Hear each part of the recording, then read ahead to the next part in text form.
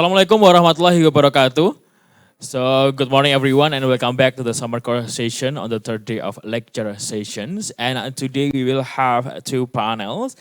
For the morning session, we will learn about the socioeconomic factors and access to nutritious foods. And for the afternoon session, you will learn regarding policies and global initiative. And also welcome to our participant who join online using Zoom. And before I give the stage to our moderator, I will give you one information. If you take a look in your log. There will be one forum discussion in the bottom of your log. Please write your ideas regarding the case of the assignment that I already posted regarding the food insecurity in households.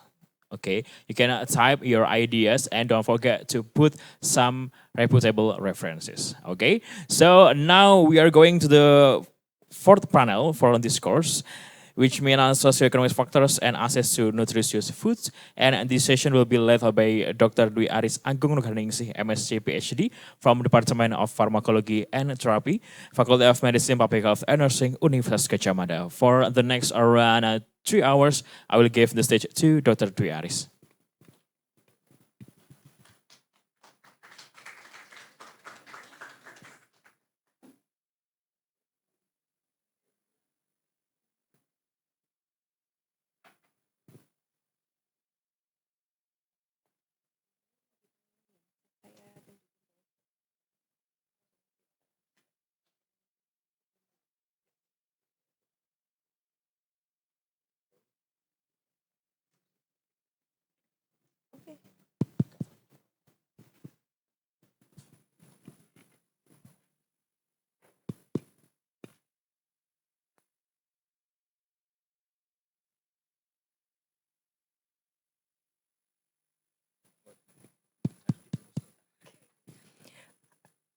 Good morning, Assalamualaikum warahmatullahi wabarakatuh.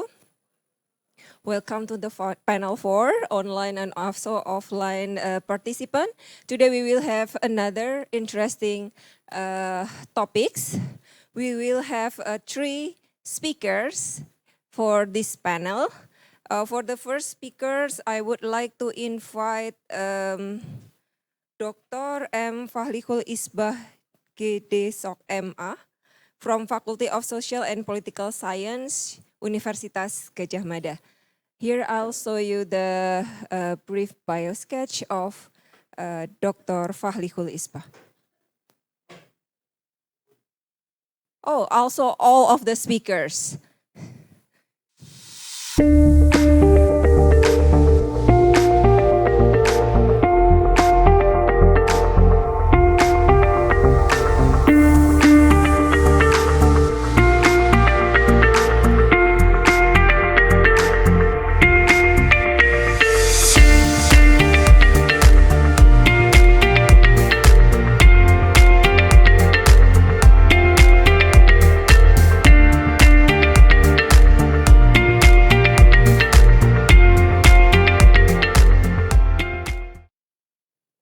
Okay, Dr. Falikul will bring the topic about sociological perspective on equitability accessible nutritious food.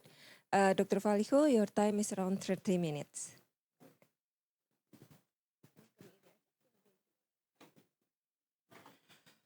Thank you, Ibu Dr. Dwi. Good morning, everyone. Assalamualaikum warahmatullahi wabarakatuh. First of all, I would like to thank this faculty and the organizer of this summer course. It is really great honor for me. Yes, I'm Falik, so you can call me Falik. Yeah, I teach some subject in the sociology, such as economic sociology and sociology of work and employment. And in this morning, I was asked to share my knowledge, experience, and insight about how people have access to nutritious and healthy food in Indonesia. Can you please share my PowerPoint? Okay, yep. Next. Oh.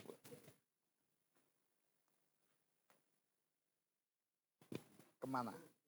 Turun. Oh.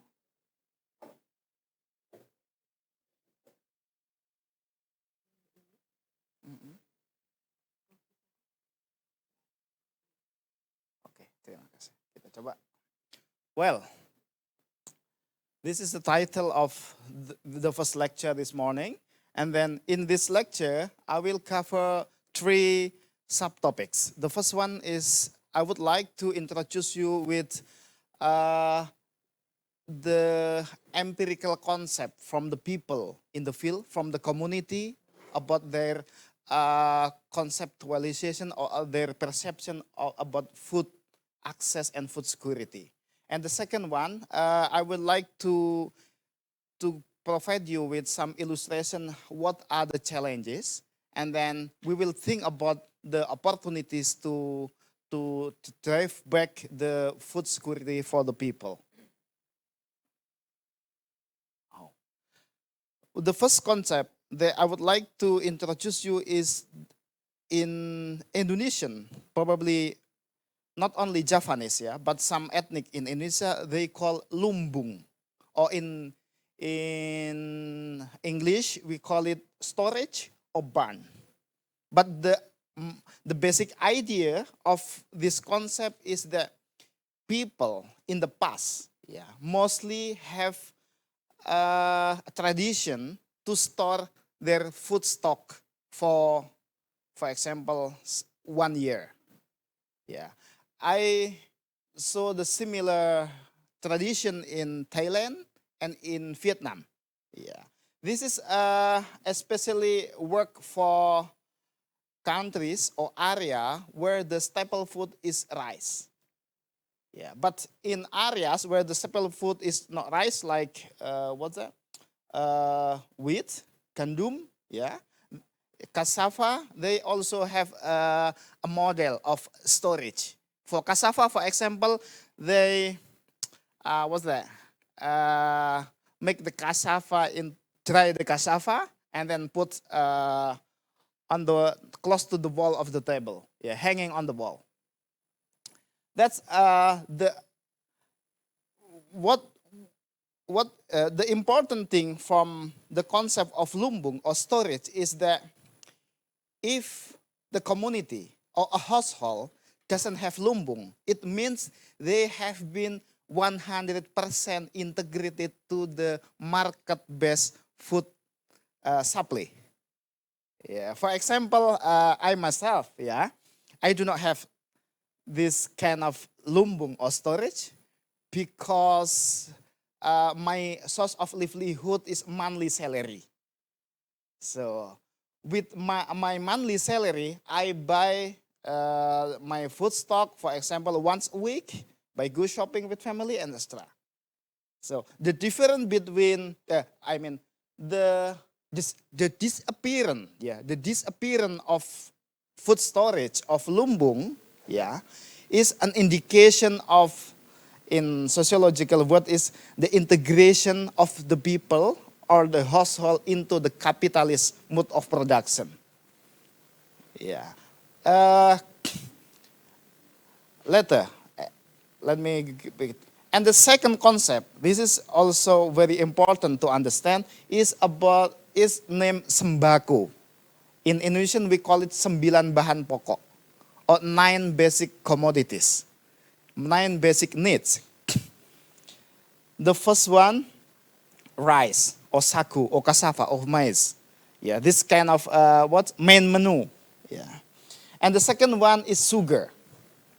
This is no longer basic need in some countries, but in Indonesia, sugar is still very, very important from the perspective of the people. Yeah, not from the perspective of doctor like you.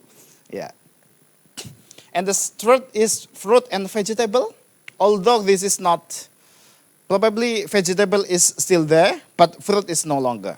Because access to food for lower class is too expensive. because in Indonesia, the food production is not, for example, if we compare to countries like Thailand or Taiwan, we are importing more fruit from overseas. And the next one is animal protein. This is also very, very bad situation in the field, in Indonesia. And then the cooking oil, and then milk. This is very, I think, the hardest among the 9. Access to milk. Despite the fact that until recently few Indonesians consume milk product. And then eggs. This is a bit accessible. And then cooking fuel. In the past, most people use wood, and then change to kerosene or minyak tanah in Indonesia. And then I think in the last 10 years or 15 years, we change to liquid petroleum gas or LPG. And each country has different way of distribution in terms of LPG. Some countries have very good fixed and permanent installation of LPG, but in Indonesia we use tabung, and then the last one is salt. So the first concept of food security among the people is food storage or lumbung, and the second is sembako, access and affordability of the people to sembako. And then next, in the next part, I would like to draw some challenges in the field that I found in several, in some my research. The first one, there is intergenerational transfer of farming as the main livelihood. We see the table here, the chart, The farmers age between 15 to 29 is declining, while the farmers 60 years old above are increasing. So it means from now on to the future, the number of farmers will be declining. You can find easily on Google declining number of farmers in Indonesia. I think it declined around 10 million every 10 years, every decade. For example, in 2010, the number of farmers was still 40 million. And then in 2020, if not mistaken, 30 million. So it declined sharply every year. Why? Because there is structural inequality of land ownership. There is no story that someone who's still young start to be farmer by buying land, because land is so expensive. I'm bored with my job as a university professor. I want to go to village, move my house to the village and buy the land and start farming. That's impossible.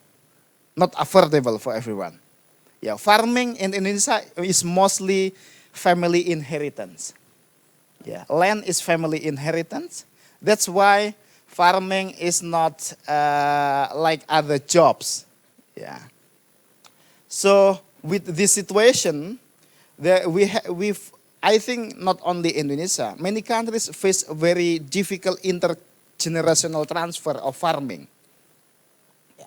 And then the second factor shaping the situation is that education brings the haves from rural area to cities for white-collar jobs.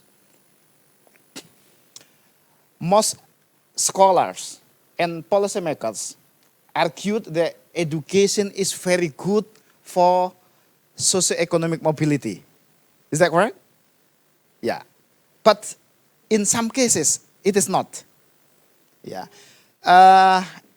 Suku anak dalam, or what's that? Anak dalam ethnic group in Jambi. They live in forest and they earn their livelihood and source of food from climbing the tree in the forest by harvesting honey. And then they sell the honey and they get some cash. And they, forage or take any vegetable available in the forest. So they have very good and very stable of food security and food access. Without without thinking too much about how much money they have. Yeah. Low education, living in the forest, but very strong food security. And the government come. No, hey, every child have to go to school. Yeah. And then the children of suku anak dalam go to school. They go to school for the primary school in the nearby village. And then for the secondary school, they move to the city. Or in Indonesia, we call what? District cities? Kota kabupaten. Yeah. After finishing secondary school, they do not want to come back to the forest. Because it is nice to stay in the city. We have electricity, we have mobile phone, and etc. But the job that they can enter to is becoming lower.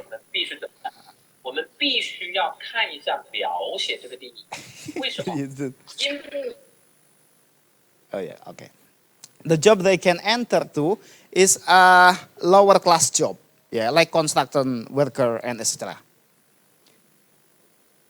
If we see empirically, their access to food, yeah, is getting declining after moving to the city. Yeah, better to stay in the forest. Yeah, this is just illustration. In some cases, education can bring some people to to worse food security. Yeah. Next one. And then the second challenge is narrowing farming land. Yeah, this is the figure. And then the second issue is widespread gentrification. Gentrification is broadening urban area. Yeah, like in Jogja, yeah, in the past Kaliurang Street, yeah, Jalan Kaliurang was rural in many aspects. Yeah, but now Kaliurang Street is no longer rural. Yeah, that's what we call gentrification due to increasing population number, mobility, and migration.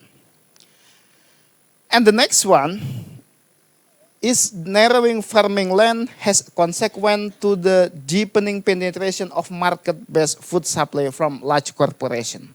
This is the symbol, yeah, Superme or Indomie. Yeah, the top brand everybody we talk to Indonesia, yeah, everywhere, even in the remote area in the forest. Do you know Superme? Yeah, you can ask them.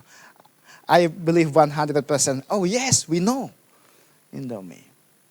I have an experience conducting research in very remote area in North Sulawesi. Yeah, and then I live in a house, and then they tried to serve me with Superme. Yeah, it seems for the people there, affordability and ability to serve the guests with Superme is honorable or high valued. Yeah, compared to serving me with the local food. That's about mode of thinking and perception. Yeah.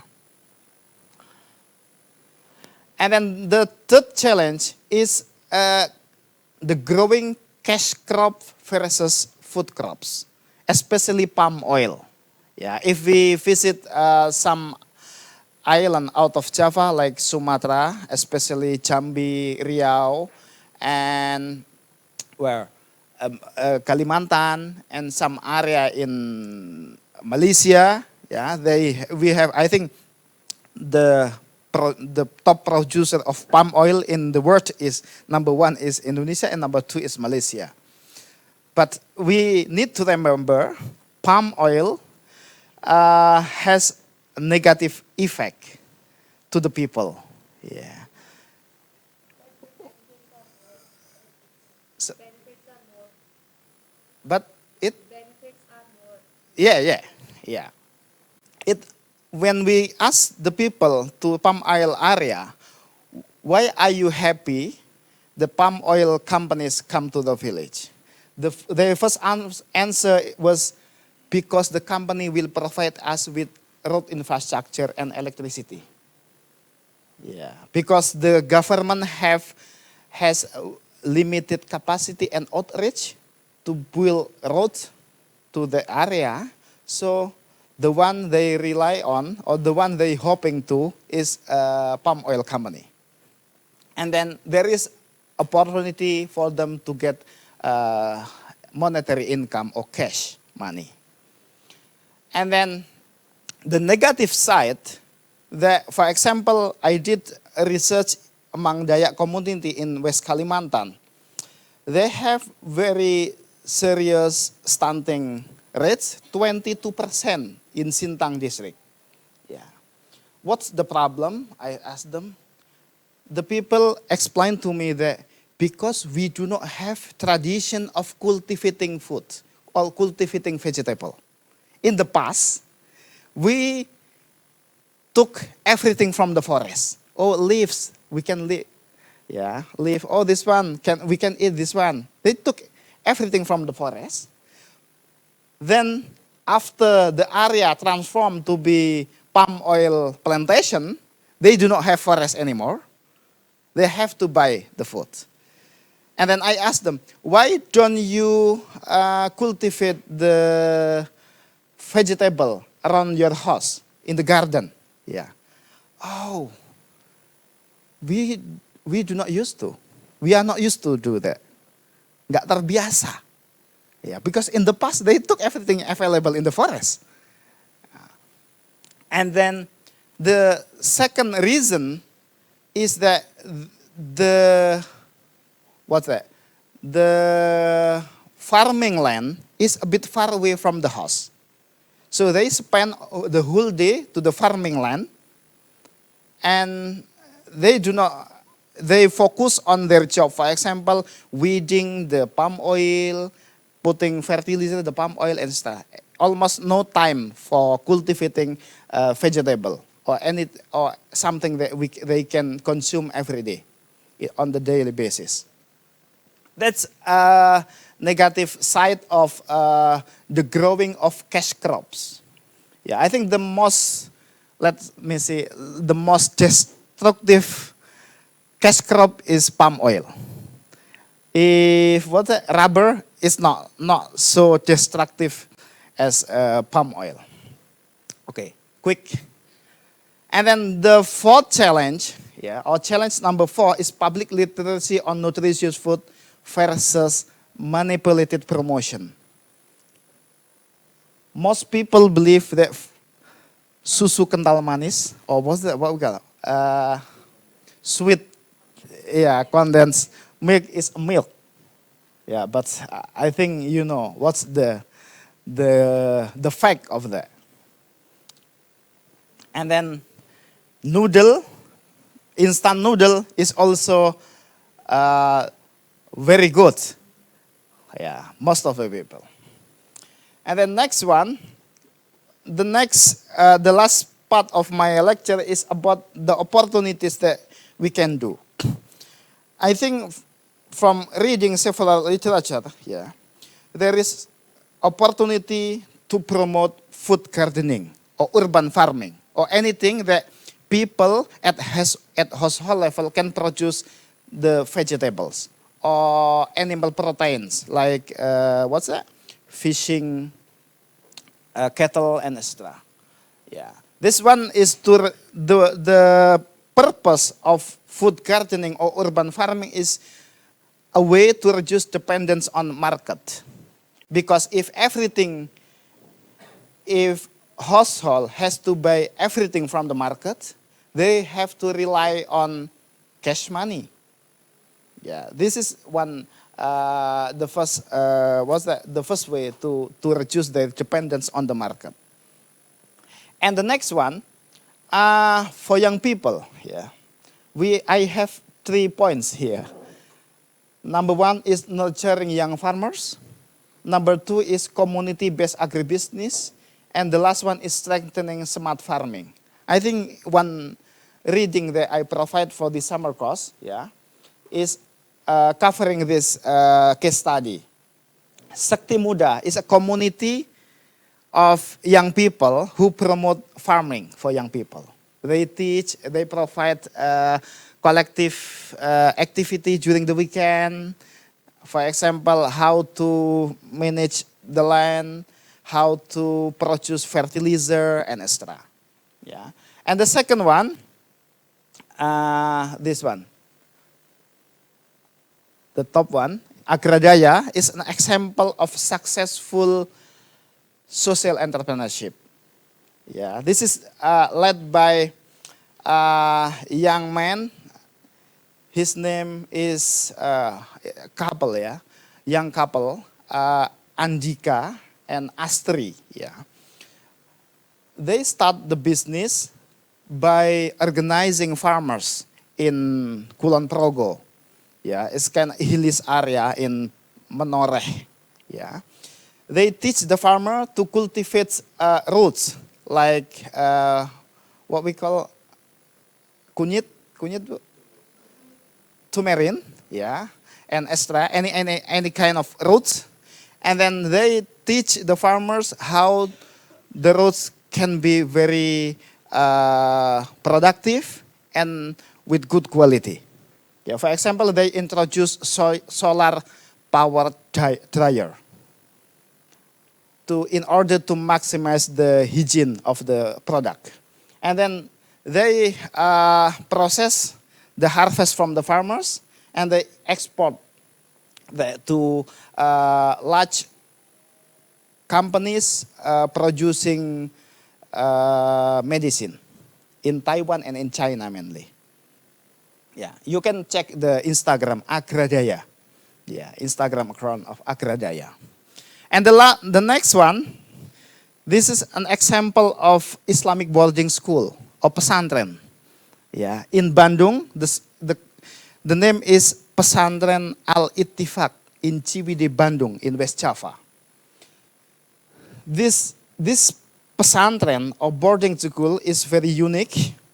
It is not large. Only I think when I did my research, not 12.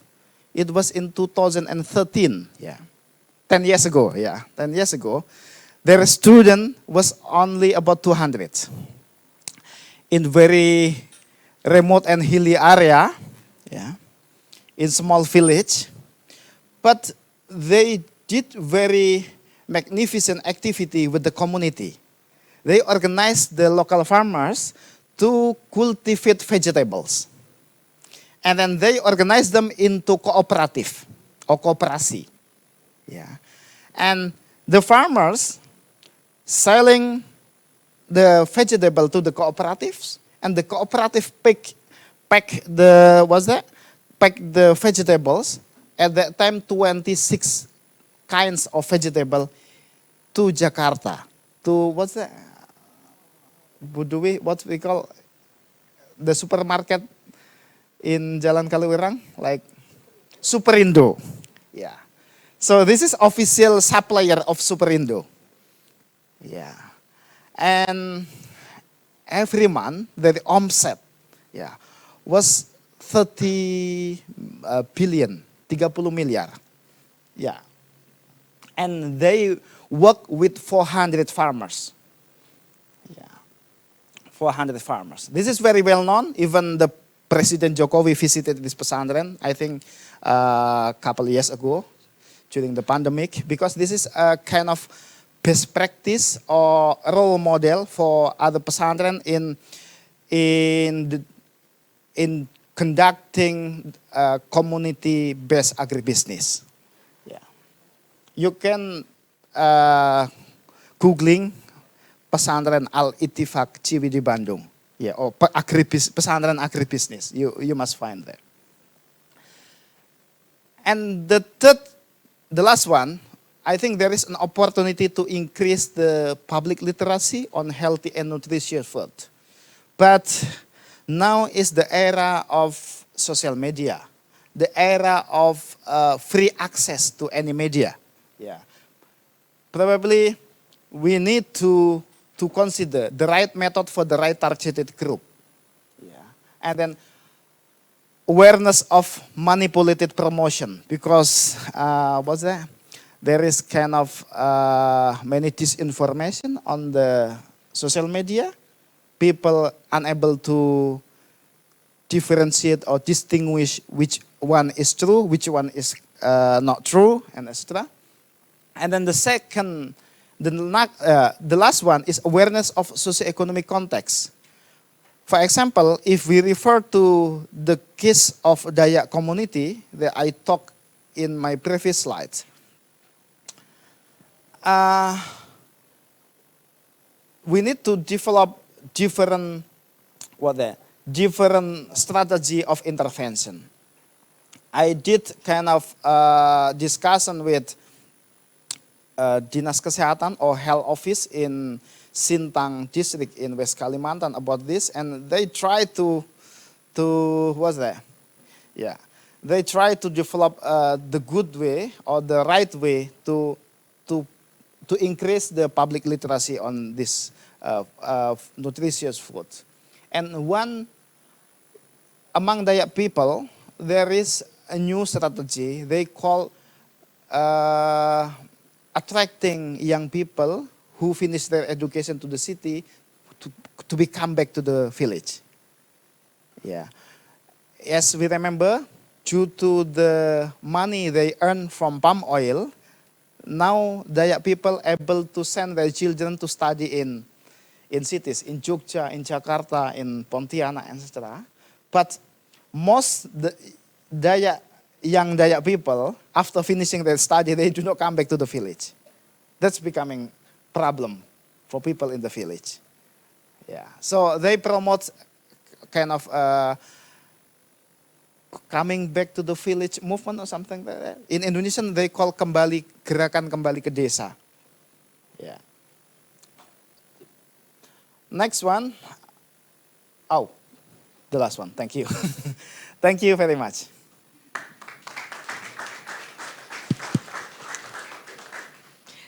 Thank you very much, Dr. Falikul.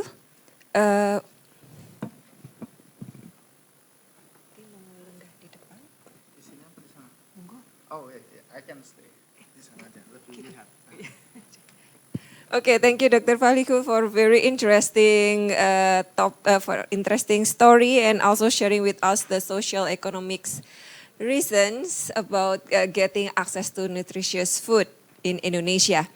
So now we have the second lectures from Professor Leila S. Africa from University of the Philippines. Prof. Leila will join us through online Zoom. Good morning, Prof. Leila. Can you hear us?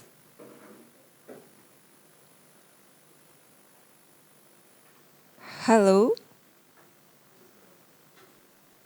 Hello? Yeah. Can you hear us? Am I audible? Yes, yes. Okay. So let me share my screen. Yes, thank you. Please.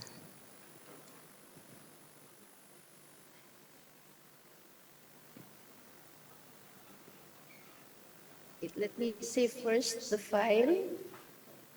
Wait.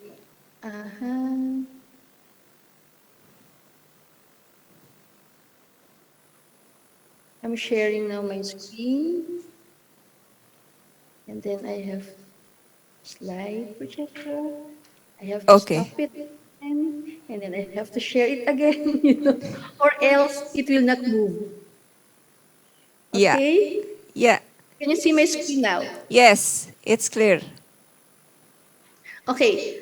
The topic that I'm going, the topic that was assigned to me is a little bit challenging.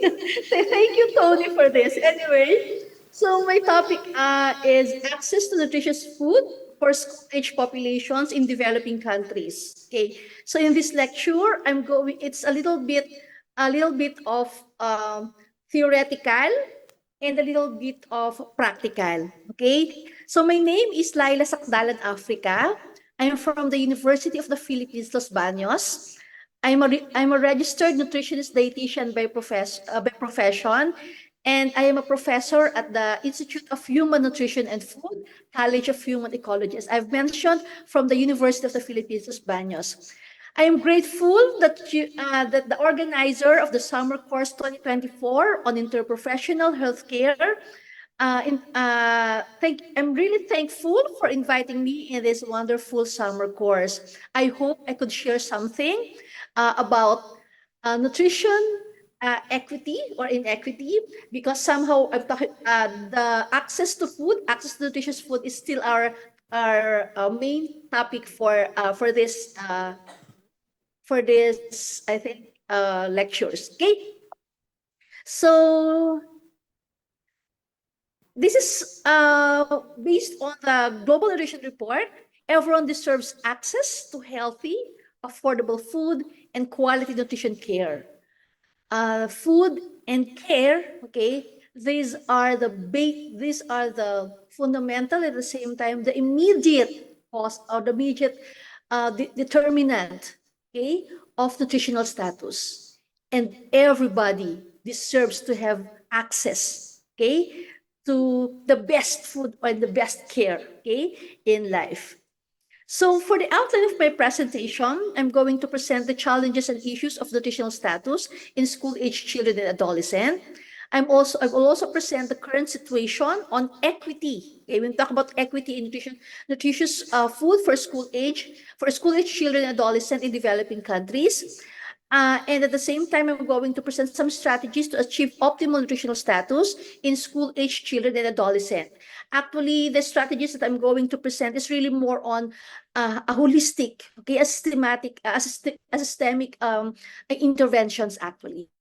So let me share with you some challenges. I think the first two bullets will be integrated into one, because some of the situation, from the situation, I'm going to go directly to the challenges and issues of the nutritional status in school-age children and adolescents, not only the Philippines but also in the world in Southeast Asia. Okay, since I'm from the Philippines, I'm going to share with you the trends in malnutrition among children and adolescents in the Philippines. This is based on the 2018 and 2019 National Nutrition Survey. So as you can see in this two graphs, okay, the first one is for 5 to 10 years old for the school children, and the next one is for adolescent from more than 10 years old to 19 years old. So as you can see here, for wasting, there's not much difference, okay, from 2015 to 2021. But in terms of stunting, okay, there's a steep decrease in terms of the prevalence, the prevalence. But okay, this is the issue. In terms of overweight and obesity, okay, it keeps on increasing and increasing from 2015 to 2021. Okay, and when we look at the problem of anemia in the Philippines, the problem is mild for school children. Okay, in comparison with the less, or for the younger age group, the problem is a little bit lower compared to the younger children in terms of anemia in the Philippines.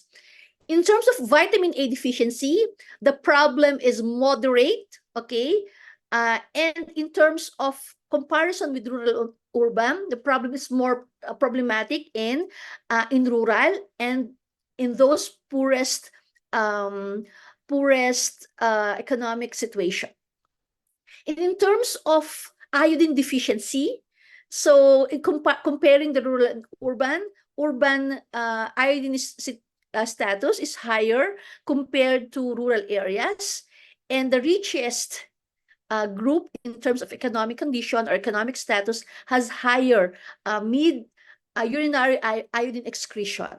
Okay, and when we talk about public health significance, so the iodine deficiency is no longer public health significance among in the Philippines.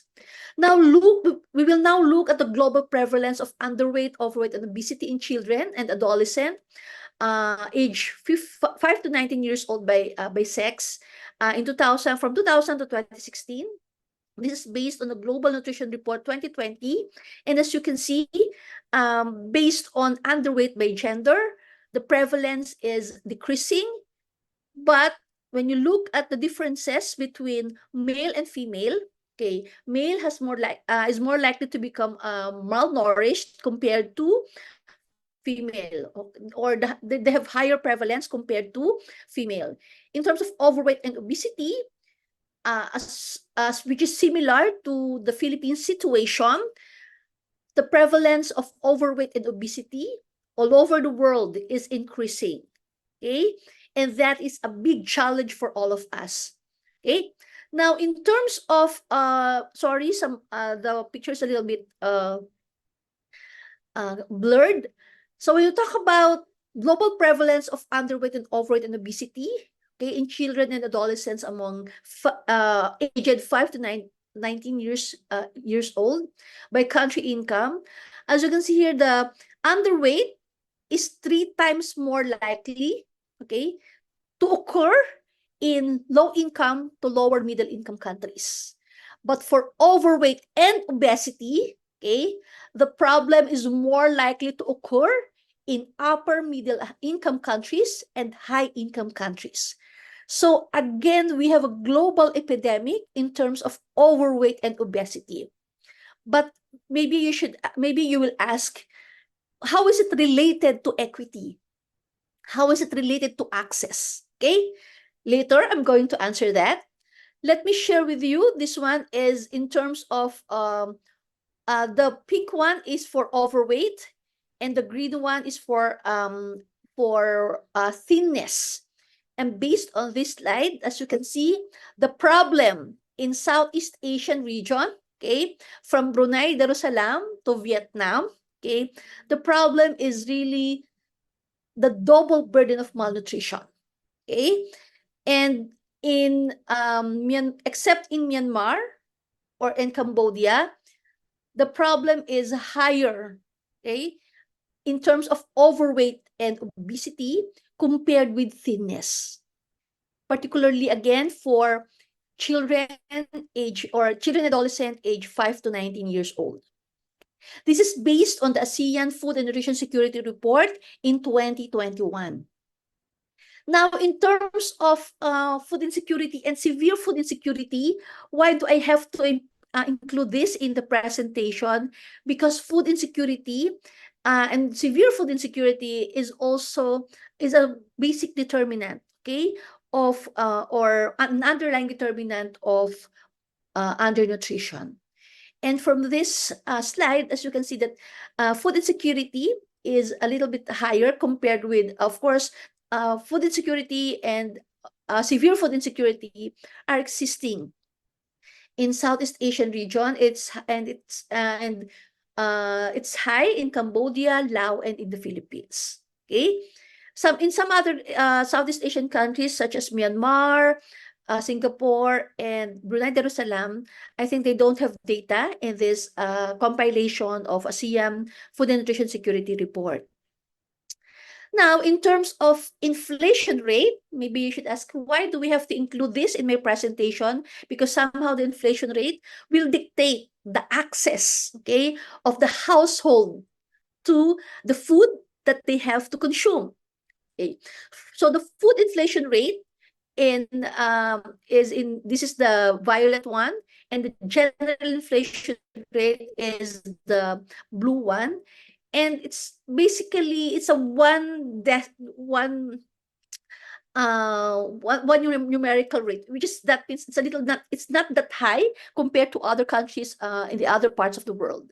So the higher is in Myanmar, which is beyond 6%, and the other one is on the next one is in Lao PDR, which is 4%, particularly the food inflation rate, and in Vietnam. Okay, so in general, inflation is not that high, okay, in Southeast Asia. So that means we are really the food is really we're talking about, we're controlling really the inflation or the increase in terms of food prices or in terms of prices of major commodities. Now let's look at the characteristics of a school child food environment. Why do we have to include this in my presentation? Because this is what the access to food for a particular school child depends on his or her food environment. And we're talking about food from home, food from bags, okay, food from canteen, food from school meal, and school foods. You also have food from your classmates, okay, from their classmates. So these are the some of the specific school food environment. And somehow the type of food, the quality and the quantity of food, okay, being enjoyed by the school children depends, of course, in food availability. It depends on the food prices. Of course, it depends on food quality and safety. And sometimes the government has something to do with it. And of course, we have the marketing and regulations, which is a little bit now, it's a little bit problematic now because well, in terms of marketing and regulations, I think there's a very big move right now to establish really the marketing and good regulations such that the food that will be marketed to our children will be a little bit healthier compared to what is being marketed and marketed right now. Okay, again, please let me show you this because this will be the basis of how should what food items or what food should be accessed, okay, by the school children. Again, it is really based on the food environment.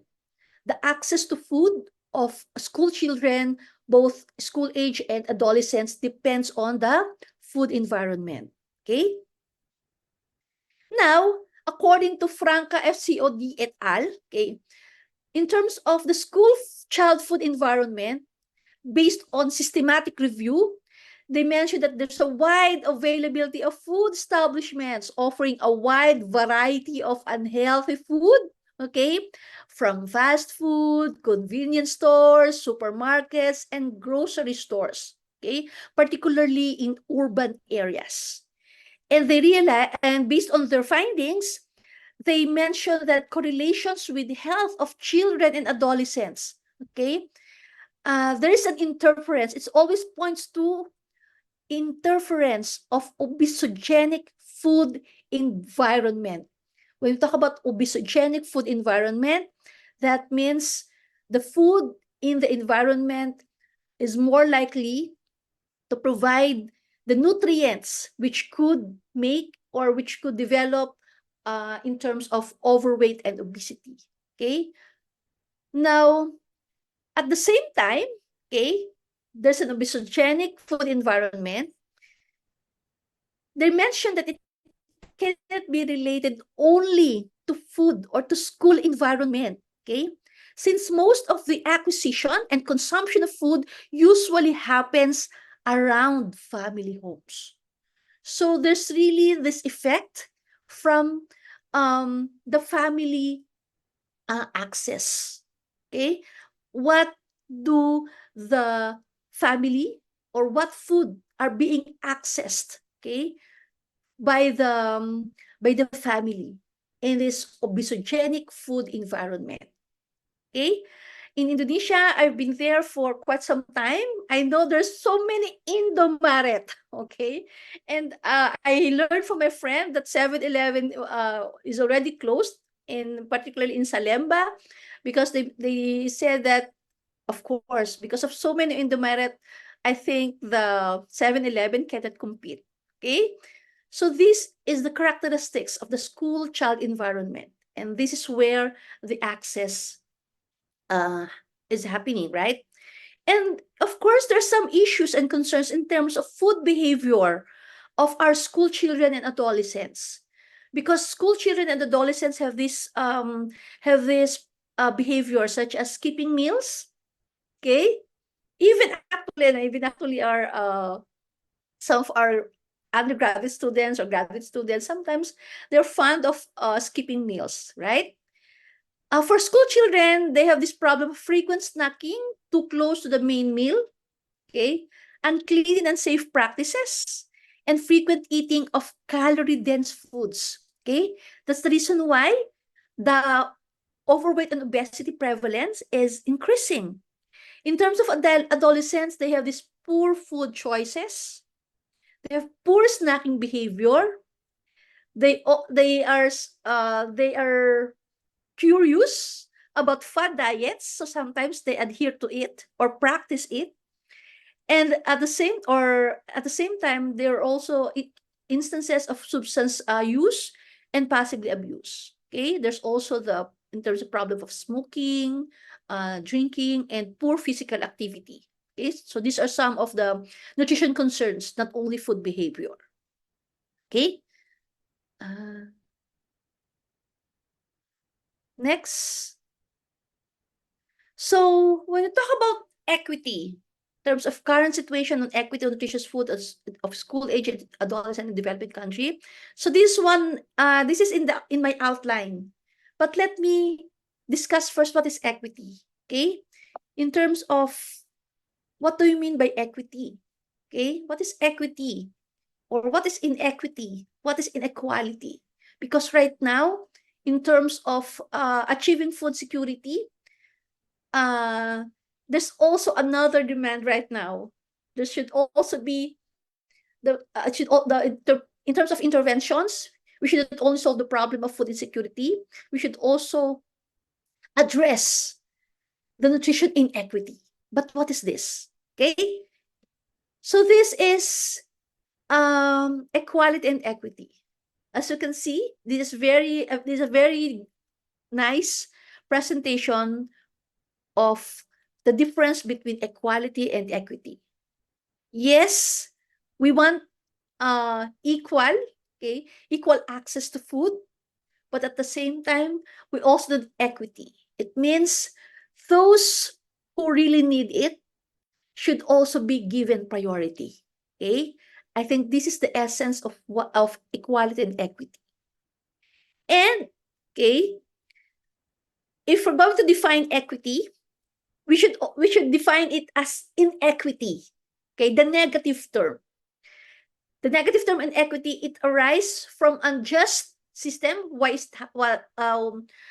It happens because of unjust systems, unjust processes that structure everyday living conditions. Okay, a school child which has no allowance for the day.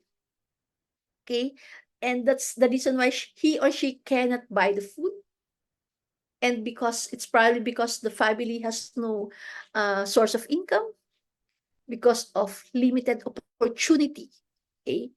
Limited economic opportunity, particularly in rural areas. Inequity is a cause of malnutrition, both undernutrition, overweight and obesity, and other diet-related chronic diseases. They're mentioning right now that those high calorie food items, they are cheaper compared to healthier food. So the poor households, in terms of access, they have more access to this less cost but high calorie food items, which could increase the prevalence of overweight and obesity. Not only for the food system, inequities in health system also happens and exacerbate inequalities in nutrition outcomes that in turn can lead to inequity, perpetuating a vicious cycle. It's like the vicious cycle of poverty. And maybe one of the reasons is because of inequality and inequity. And those people who already suffers from the consequences of inequities, who are they? They are the poor, the women and children who are more vulnerable to malnutrition, to particularly undernutrition, those living in fragile or conflict-affected states, minorities, refugees, and the unsheltered. Some IPs are also included in this group.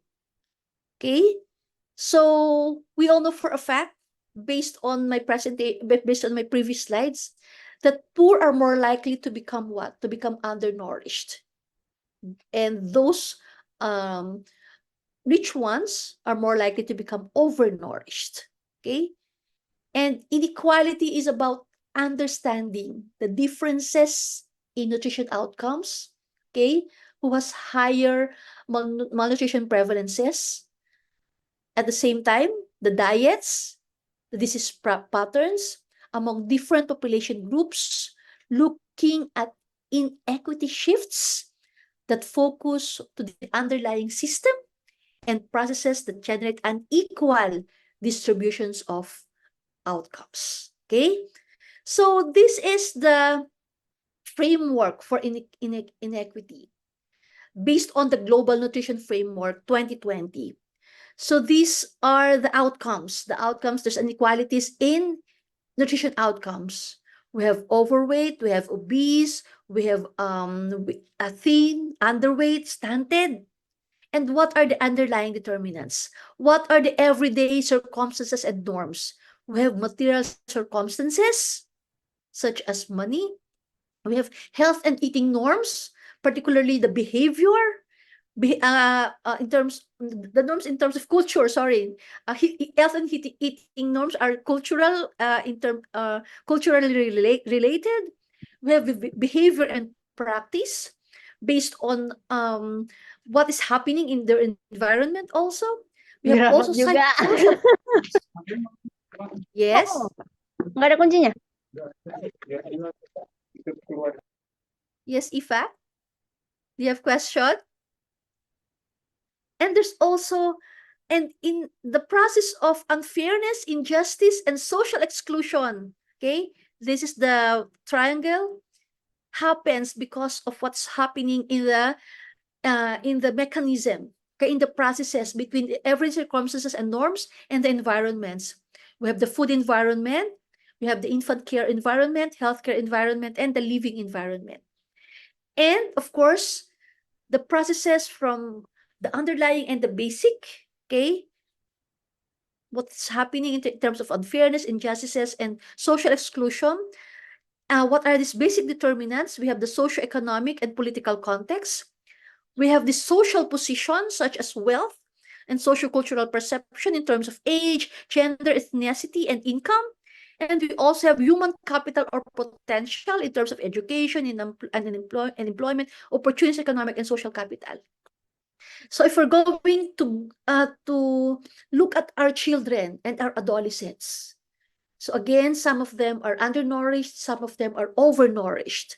And these are the social determinants, what is happening in their everyday lives, and what are the unfairness, what are the injustices, and the social exclusion that's happening.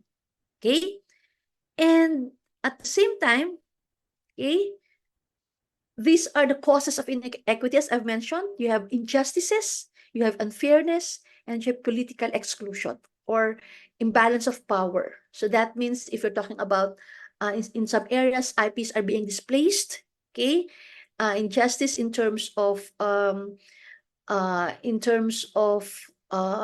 policies, unfairness in terms of norms, practices, okay? And at the same time, Nesbeth et al. Provides this nutrition equity framework based on systematic review. They mention that exclusion, unfairness, which is unequal distribution of resources and opportunities, injustice means daily, lifelong, and intergenerational discrimination and dispossession, and exclusion from representation, participation, and accountability. So these are the inequity. And the structural determinants include institutions, we have actors, we have ideas, we have social position, we have capital and potential. So these are the structural determinants. Okay? And these factors are also affecting the intermediate determinants, such as what? The experiences of equity in terms of what? Food, health, food, care, and health environments, to behaviors and practices in terms of health and eating norms, attitudes and practices. And you also have the daily living conditions such as income, wealth, housing, water, physical space, labor conditions, okay? And of course, the last output or the last outcome will be the social distribution of malnutrition, okay? And below that is the intergenerational and interterritorial experiences. So we're talking about in terms of equity. I think the previous speaker mentioned about some of the farmers do not have access to the land. That's the reason why they don't, the farmers now are getting smaller and smaller in terms of size. Okay? So in terms of this nutrition equity framework, if we're looking at our school children and our adolescents, okay, so what are the structural determinants surrounding our school children? What are the unfairness? What are the exclusion? What are the injustices? Actually, there's so much more to be learned, because the terms of in nutrition inequity and equity is not yet that properly, or that there's not much enough resources in terms of researches on nutrition equity, particularly on school children, because right now nutrition equity is really a very broad term which is implemented in terms of researches at national level. There's not much specific. So if we're looking at a particular age group for school children and for adolescents, it's very challenging to look at our school children and look into the structural determinants of inequity, nutrition and inequity, and the intermediate determinants. Why is nutrition inequity happening to our school children? Okay, so nutrition. Since we already discussed nutrition equity and we want to address nutrition inequity, what are the interventions? Okay, in general, the interventions is a combination that focus on the most disadvantaged groups and how they experience the engine of inequity in shaping their life chances. Okay, I'm going to in the Philippines, we have the Dunong program right now, and we are looking at those children, those school children who cannot read, particularly at level 4, 5, and 6. Because right now, the Philippines is having a problem in learning poverty. So we really want to look into the disadvantaged group who are also having this learning poverty. And we want to intervene, because definitely if you have learning poverty, it will shape your their life chances. The next one is to adopt a universal intervention that improve nutrition outcomes across socioeconomic gradient, implemented at scale and intensity that is proportionate to the level of advantage of disadvantage. So for example, in our school-based feeding program, we prioritized those thin children, and at the same time, we also include those indigenous or children belong to the indigenous families. That means those who are poor, and those who cannot really provide food for their children before going to school. Okay, so if these are the intervention, this is the premise of intervention. Look at the school nutrition package in Southeast Asia, and let's see if we could have this universal intervention or combination of interventions that will focus on the most disadvantaged groups. In terms of WASH is really more on universal interventions to improve nutrition outcomes. Okay. In terms of feeding schools, we hope that everybody could have the school or the lunch program. All of them should have that kind of intervention. But unfortunately, right now, I'm saying it in the Philippines, we are only catering first with those who are thin.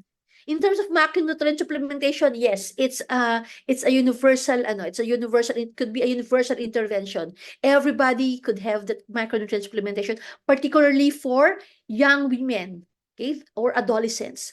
In terms of promotion of school gardening, fisheries, and livestock raising, okay, so these are universal intervention which could help, okay, those who are in disadvantaged families with school children. And of course, we have the health promoting schools initiatives such as healthy school canteen, physical activity, child-friendly schools. So these are again universal interventions that could improve nutrition outcomes. Okay, so again, to address inequity, so definitely we must package these programs, these interventions in such a way that it could also address not of inequity or inequality.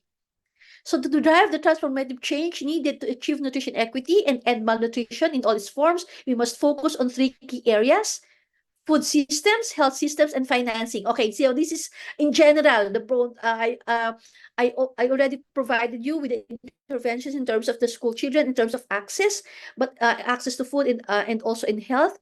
But in general, if we're going to talk about nutrition equity or in inequity, these are some of the framework that could be used. Okay, so this is the food system framework.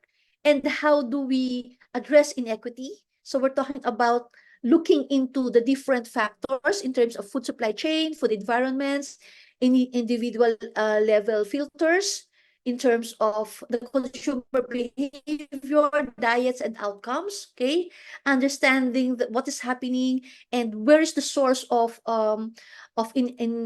inequality and inequity, such that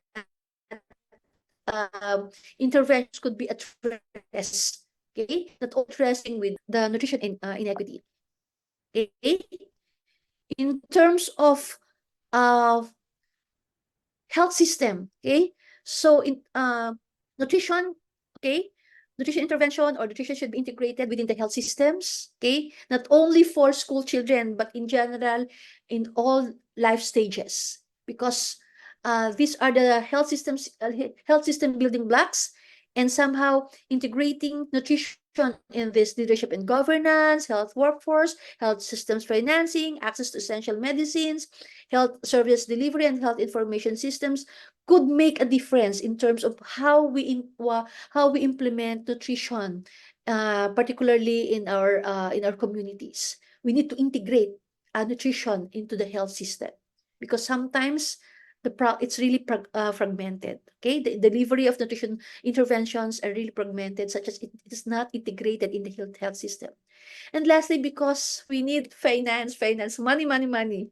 We need finance with different resources to solve the problem of food insecurity, at the same time the food inequity. In terms of access to food, we need to increase resources. In terms of ODA, private philanthropy from private individuals and corporations, domestic taxation, voluntary contributions, also domestic investment mechanism, incentive investment, and improved delivery. Okay, so these are some of the financing mechanisms that could be used in our school nutrition package to address food insecurity among school children and adolescents, and also inequity or inequality. These are some of my last slides. So there should be increased global recognition that governments, businesses, and civil society are accountable for healthier and more equitable food and health systems, provides an opportunity for us to invest in nutrition, to preserve our future. And if we're going to tackle about the stakeholders, how can they address nutrition inequities? It's really ensure policy choices that do not make inequities worse, focus on addressing health consequences for the most disadvantaged people, reduce the gap between the most advantaged and the most disadvantaged people, and seek to flatten the gradient across whole population. Okay, and we need a pro-equity policy agenda to inform priority setting, target resources according to the needs, and ensure that no one is left behind. Okay, so this is the general. You can look into the the Global Nutrition Report 2020. They have a very good presentation of or very good discussions on addressing food or addressing nutrition inequity globally. And this is my last slide. Everyone deserves access to healthy, affordable food and quality nutrition care. So thank you very much for your attention, and I hope you learned something about food inequity, nutrition inequity, and I hope someday you could also do your share in addressing this concern. Thank you very much and have a good day. Thank you, Prof. Leila. Yeah, thank you for sharing with us about the problems, data, and also possible intervention related to access to nutritious food for school-age population in developing countries. I hope you can stay with us for the discussion. So we will have the third speakers giving another lecture for this panel, and then after that, around 30 minutes, we will have discussion session, and you can join during that time. Thank you, Prof. Leila. Okay, next we will have Dr. Supriyati S.Sos M.Kes from Faculty of Medicine, Public Health and Nursing, who will deliver about social determinant of health in people's access to nutritious food. To Dr. Supriyati, time is yours. Thank you.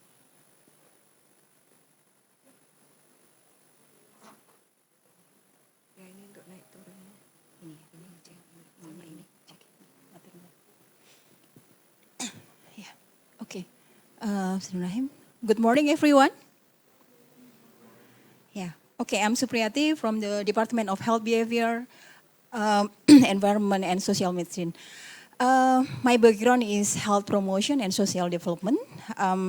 Here we would like to discuss about the topic about the social determinant of health in people access to nutritional food. Okay, so there are 3 expected learning outcomes. By the end of this session, we hope that all of you, your self-efficacy will be improved. Yeah, I mean your self-efficacy to creating some intervention regarding the social determinant of health related with the food security. And there are 3 topics of this session. About the social determinant itself, and then the community empowerment, and also the social action. Okay, I have a picture to start with this topic. I have this picture. What do you think about this picture? Is it happen in your country? Is it? Why it's happened? Anyone would like to share?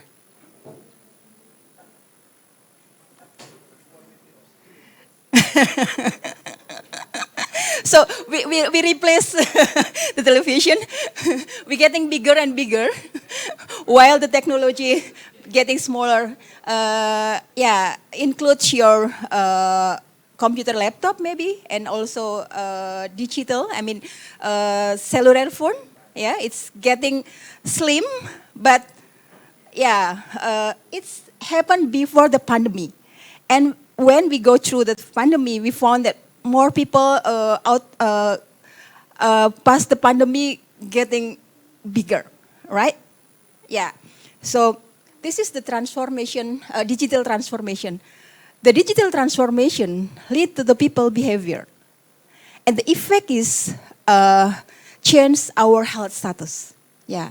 So we call it the social determinant. There are actually more aspects outside of health that give effect to the health status, our health status.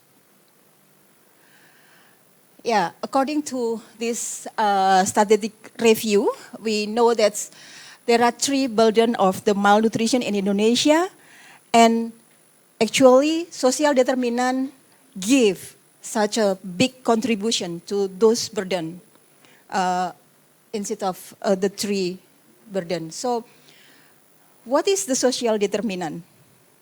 Any one of you would like to share maybe what is social determinant?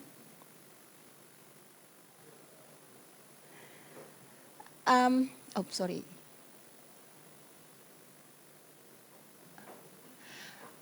I have another evidence. Our research show that there are many other aspects that contribute to the stunting incidence.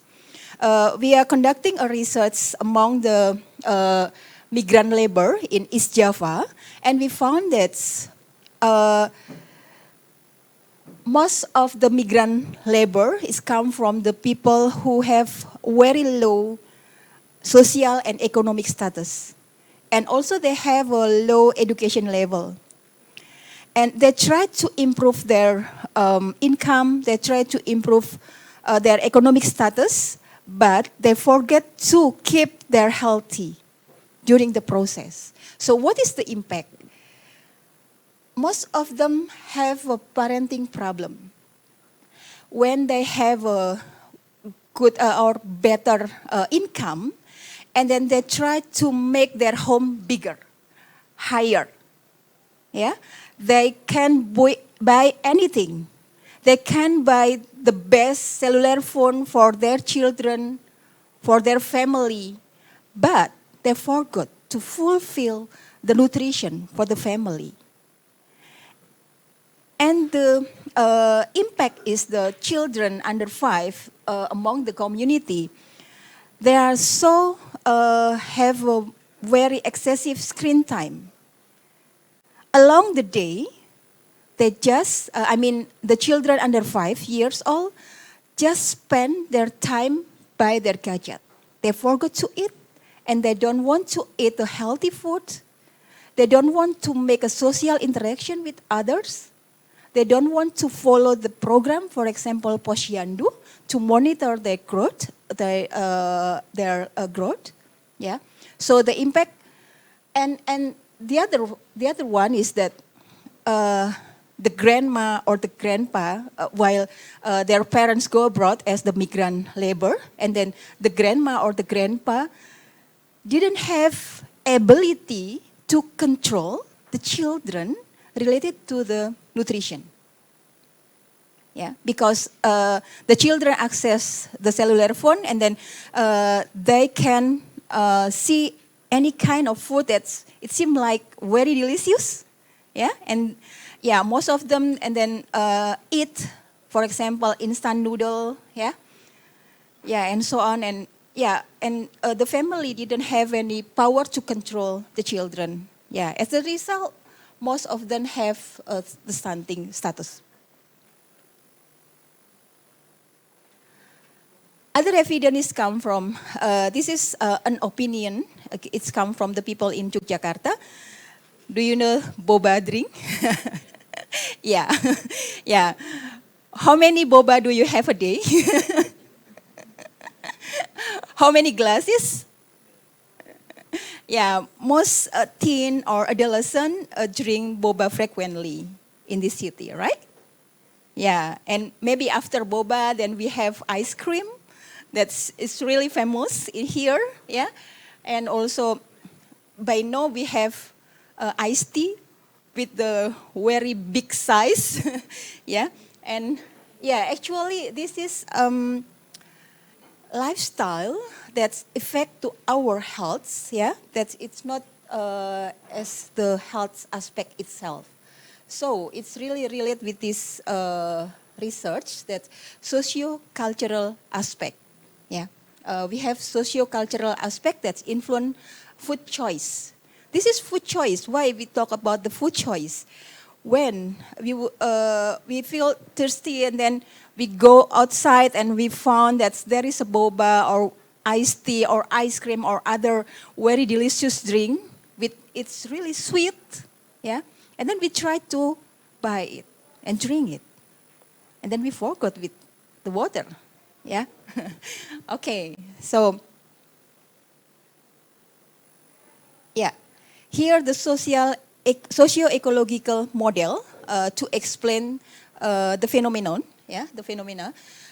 It starts from the very small circle at the individual and the family, at the community, at the organization, and finally we talk about the public policies. We talk about the policies because here we cannot change anything if there did not support from the regulation.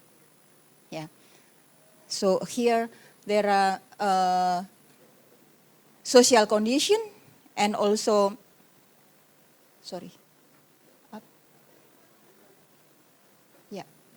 interpersonal and interpersonal and intrapersonal, and also physical and well environment. And here is the social cultural environment. Yeah. So we have social culture. When we interact each other, when we found that our friend buy something, yeah, very delicious food, and then we try to find it. And by now, usually we use the social media. When we buy something and then upload to the social media, and it's make other people to do the same. Yeah. Okay. Yeah. So what is the social determinant of health? Thomas video.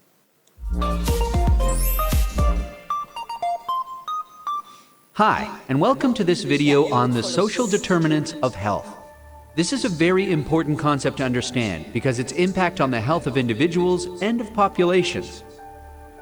We'll be taking a look at what it is, how it impacts health, and a useful framework to understand it.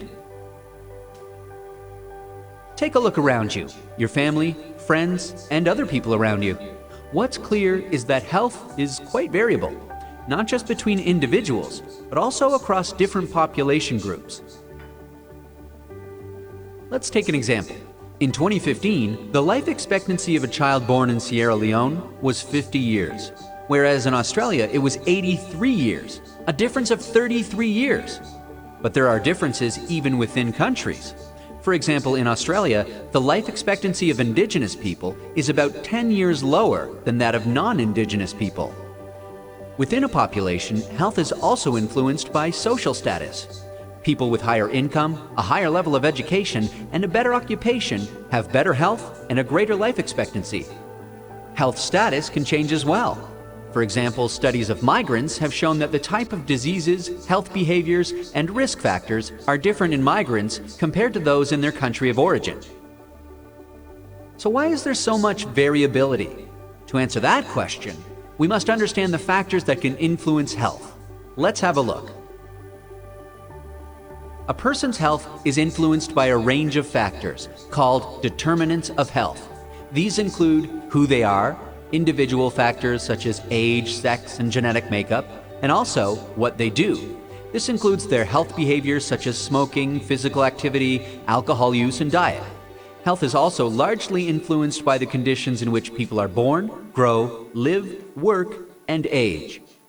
These include their social and community networks, the socioeconomic, cultural, and environmental conditions that people live in, and also health systems. These are collectively called the social determinants of health.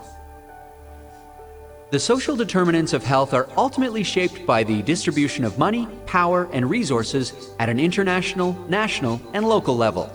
They have a marked influence on health inequities, which is the unfair and avoidable health differences between different groups of people within countries or between countries. Now, there are many different social determinants of health, working across many levels and with complex interactions between them. So, to understand and explain how these determinants influence and interact with each other to affect health and well-being, several models or frameworks have been proposed. There are many different frameworks that do this, but let's have a look at one useful framework developed by the World Health Organization. According to this framework, there are two broad types of health determinants that influence health and can lead to health inequities. These are structural determinants and intermediary determinants. Structural determinants refer to the socioeconomic and political context in which a person is born into and lives in.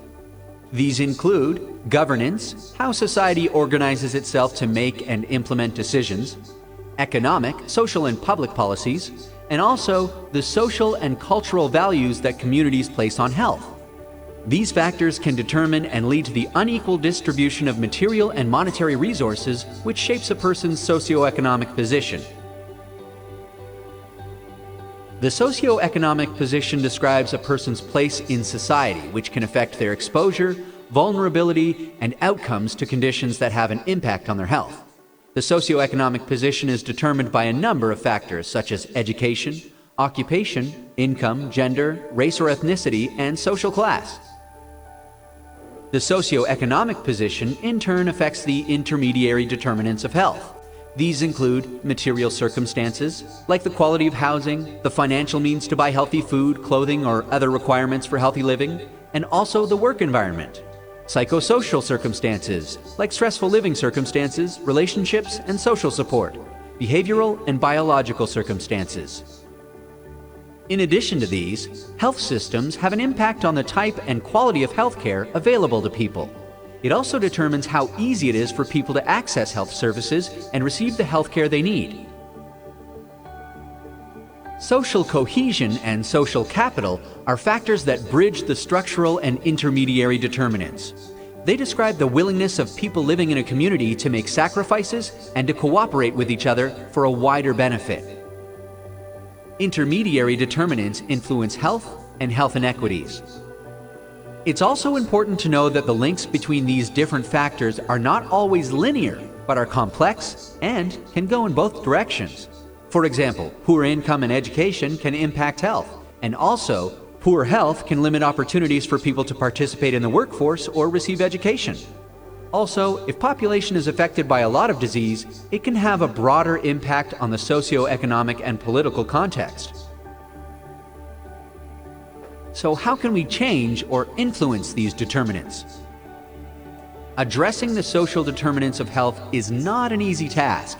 It involves identifying the structural and intermediate determinants of health and taking appropriate actions to improve them. To do this requires actions across all sectors of society and at all levels, including local, national, and international. The actions will depend on the existing socioeconomic and political context, resources that are available, and commitment for action. And that's a quick introduction to the social determinants of health. We've had a look at what it is, how it impacts health, and a useful framework to understand it.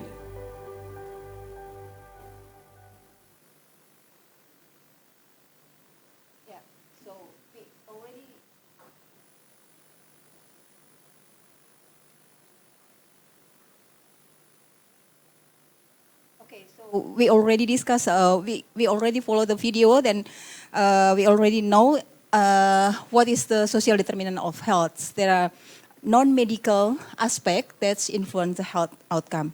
And yeah, by the 2030, actually our healthy people is focused on three aspects, include the social determinant of health and also health literacy, which is health literacy is not limited at the people knowledge on health, but it's regarding the people ability to make a health decision.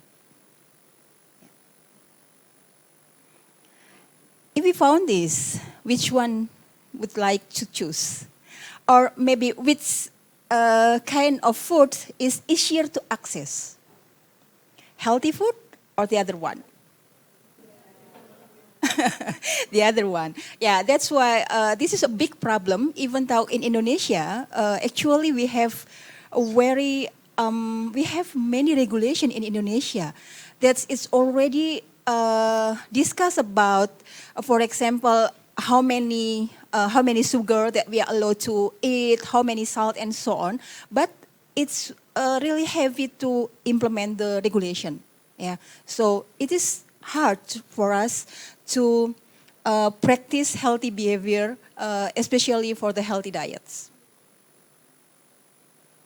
Yeah, some evidence that's told us that healthy food is much more expensive. Yeah. Okay, in Yogyakarta, maybe people who stay at Yogyakarta is very familiar with this. This is traditional street food in Yogyakarta. We call it angkringan.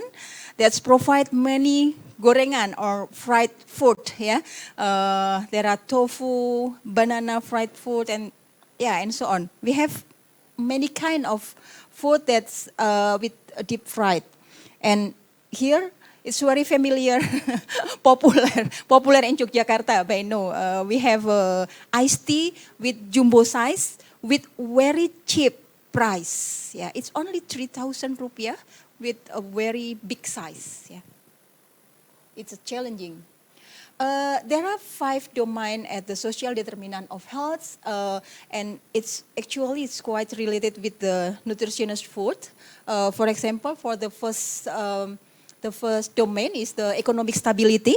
Yeah, for the economic stability, actually our government allow to create a regulation to reduce the household food insecurity. As I mentioned before, that's the people with the migrant labor, they don't have a food security. Yeah, they have a very low food security. So how the government have to give the intervention to improve the food security. And the secondly is about the education level and quality. Yesterday I went to the community and I do recognize that the community is they have very low education level. Out of the 1,500, it's less than 20 people that have higher education level. So most of them have a low level of education level.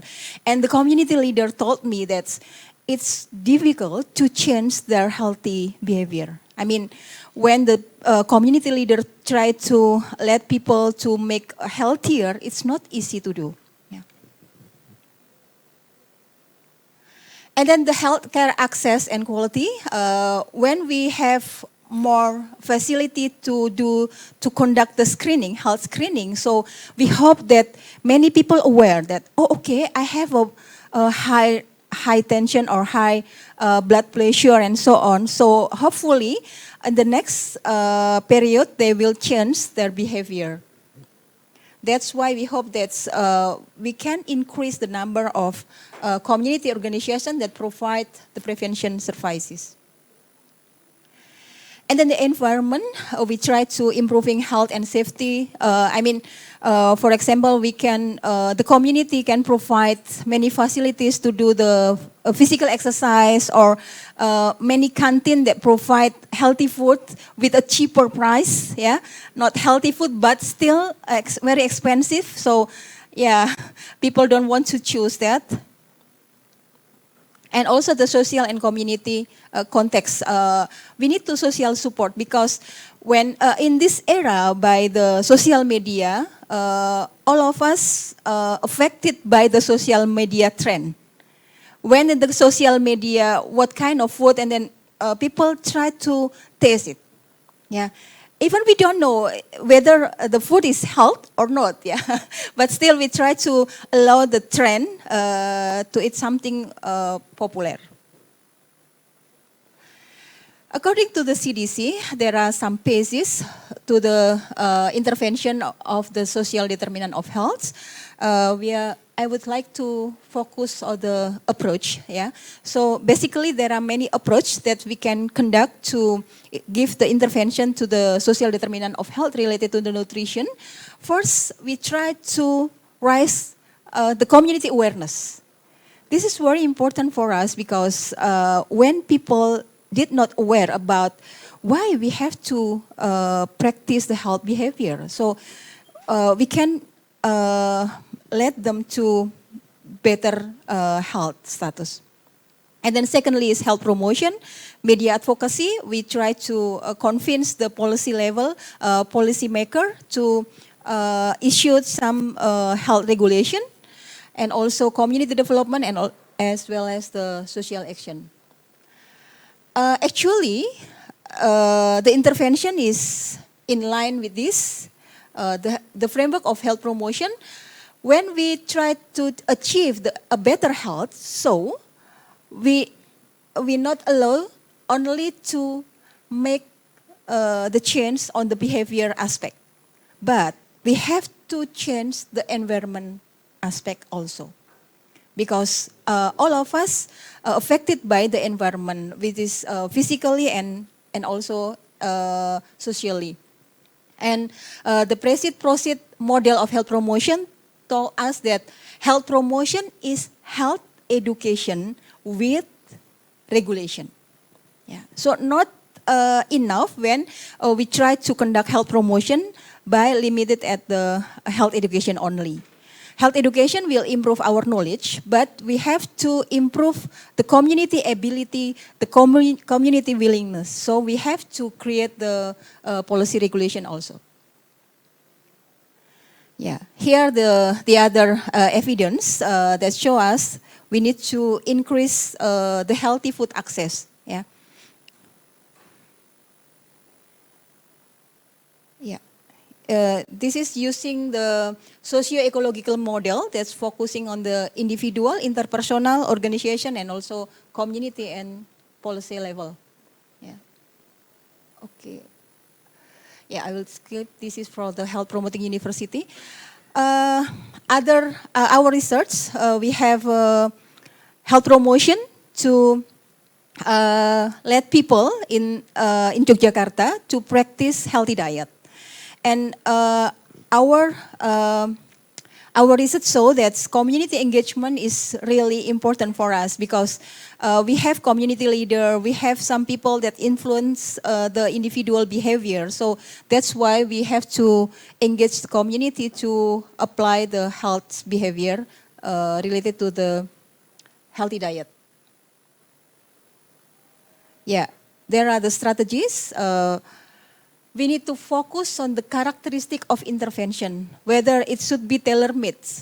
We have to pay attention to the local context.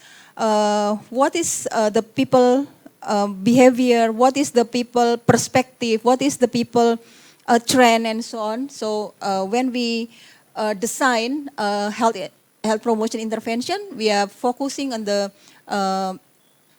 target characteristic and also the intervention characteristic.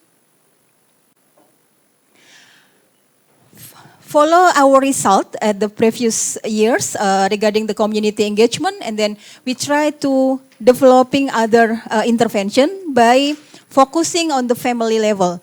Why we are focusing on the family level? According to the socioeconomic model, we have to focus on the individual, family, a community, organization, and also the public policies. So we try to create an intervention at the family level by developing some application prototype to help community. Here is the family with children under 5 years old to help them to choose healthy food. Yeah, to choose healthy food. And here, yeah, for example, we give some many information about the healthy food. And besides, we went to the family, we also went to the school. Went to the elementary school by creating some health promotion. We gave them some health education, we improve them by capacity building, and also we provide some videos to practice healthy diet by using food traffic light system. You can download the video in the drive, but I would like to move this. After the elementary level, and then we move to the junior high school.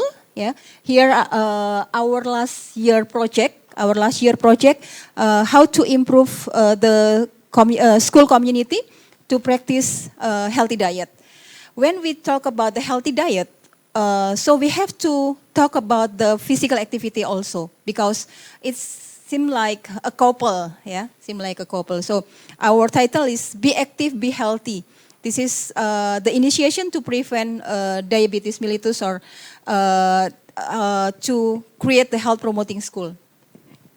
We conduct some health literacy program and then developing agent of change.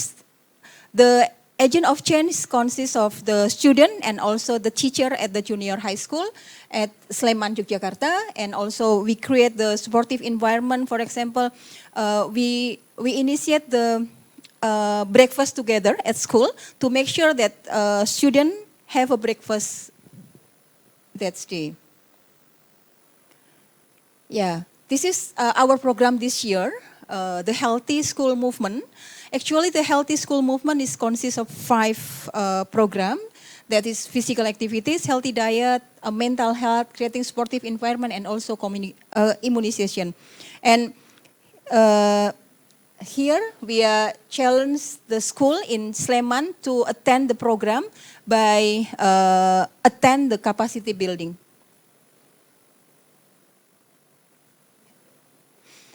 Yeah, the last one project that I would like to show you is the Health Promoting University. Since 2019, Universitas Gadjah Mada is already declared as the Health Promoting University. There are many programs in the university, include the healthy diet, physical activities, and also health literacy. For the detail, you can access the video, you can access that.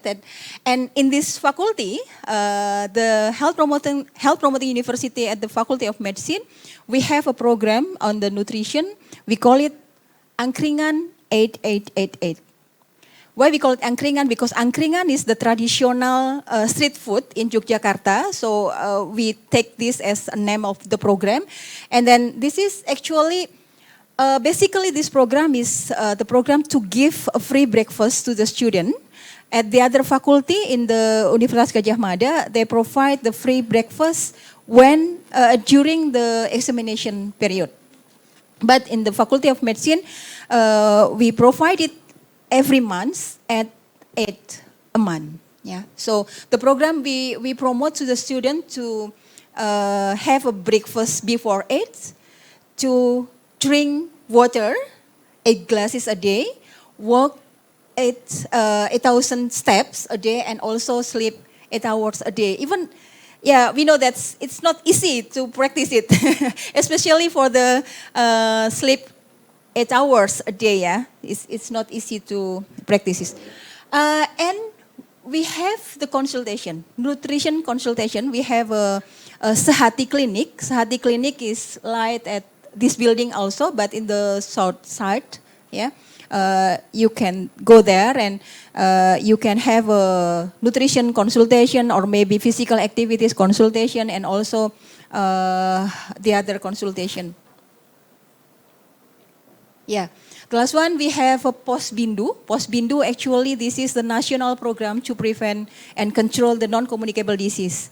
This is a community empowerment and also in UGM by implementing the health promoting school, health promoting university, we have Posbindu.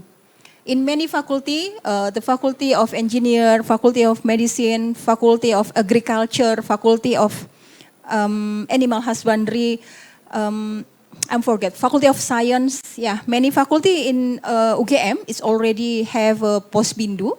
They provide the health screening system. They have 5 services, and the second services, the cadre will be asked to the patient or people who come to the Posbindu, ask about how many fruit do you eat last month and how many vegetable do you have last month and so on. So we hope that by applying the Posbindu, people will increase their healthy behavior related to physical activities, related to other risk factor or non-communicable disease risk factor. Yeah, and this is, yeah, I would introduce you in a health. Maybe some of you is already know about this. This is the channel that's developed by Faculty of Medicine to conduct some videos on other communication platform to educate people about health. Yeah. This is one of example. Most of people, especially teens and adolescents, skip breakfast. And this video try to convince us that this is not good habit. Because when we skip breakfast, actually it's potentially to become overweight or maybe, yeah, obesity. Yeah, the program name is Dr. Traveler, but the content, yeah, many kind of health education. Yeah, so last, when we try to creating a program or intervention to solve the social determinant in nutrition, so we have to based on the community needs, based on the community perspective, based on the what they have, resources, for example, the human resources or other resources, and it should be applied gradually. Yeah, step by step, we conduct the program, and don't forget to link with the system, because we need to the public policies that have the regulation related to the nutrition and so on. Yeah, I think that's all from me. Thank you. I give. Thank you, Bu Supriyati, for sharing with us the social determinant of health in people, access to nutritious food, and also sharing with us about the programs to improve the access to nutritious food and also healthy eating habit. Yeah, we will have discussion session, but I will give chance for you to move your body and also fill your stomach because we already have a lecture, 3 lecture consecutively. So to make you be able to fulfill 800 steps a day, you can start to walk to take your coffee break, and please bring it again to this room because we will have a discussion session around 10 minutes, in around 10 minutes. So please.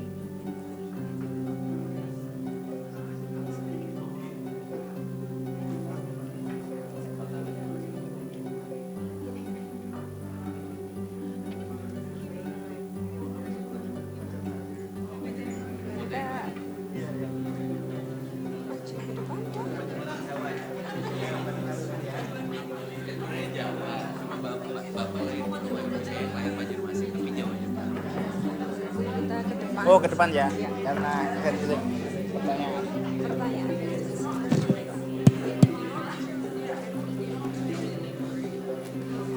Okay, guys, have you refreshed yourself?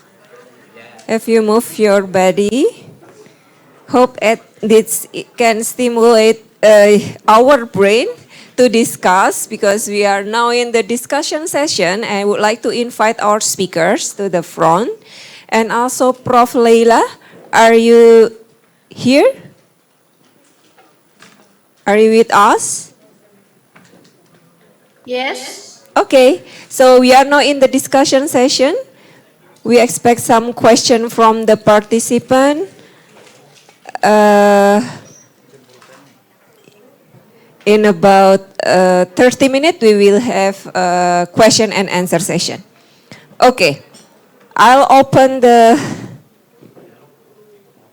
first session for question and answer session. Yeah, please.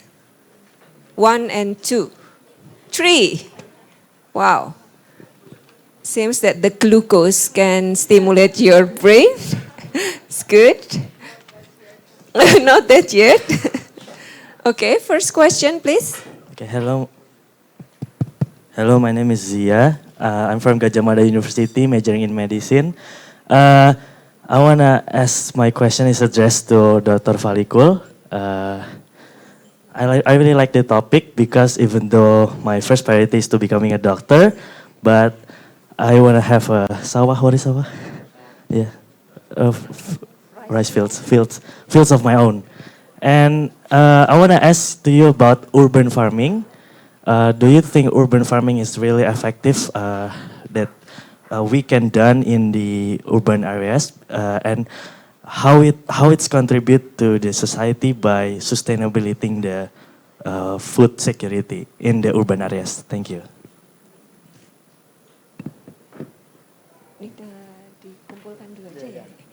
Okay, the second question.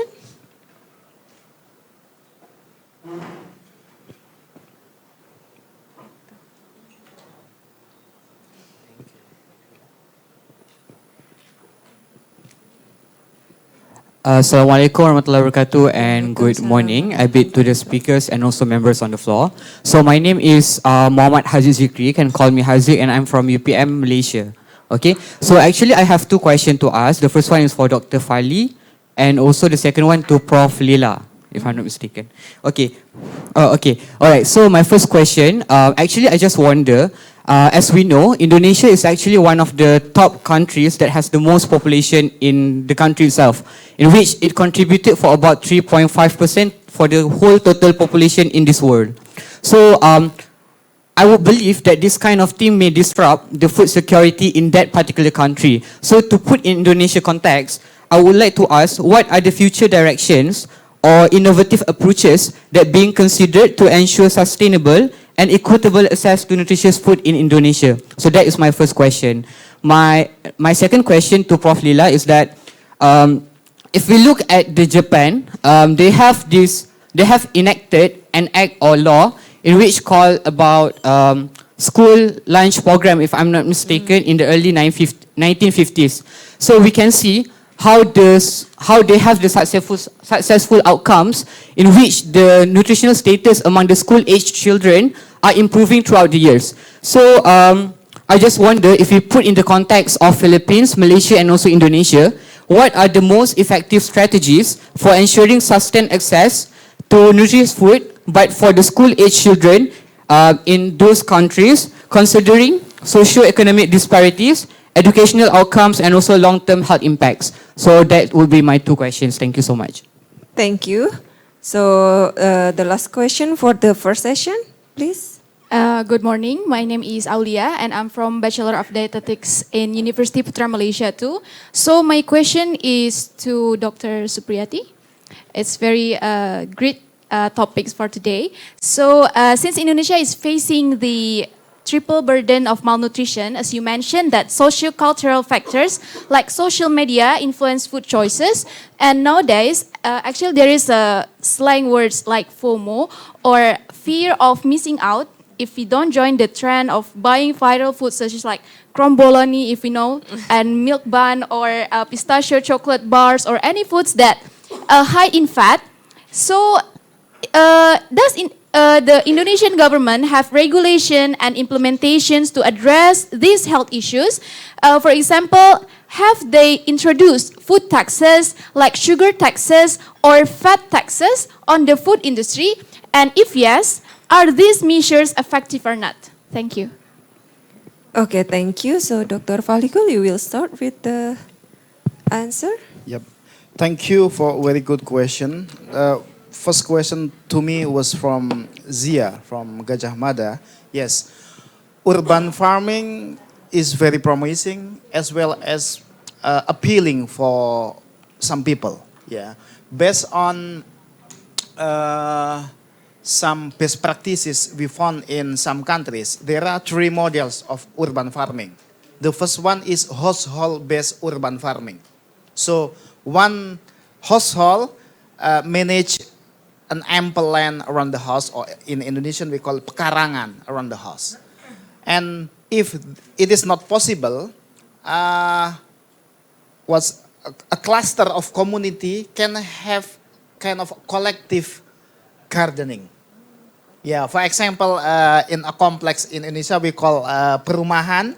There is in Indonesia fasum, fasilitas umum. Yeah, an ample land that reserved for the whole community members. They people in the area or in the cluster can manage the garden collectively.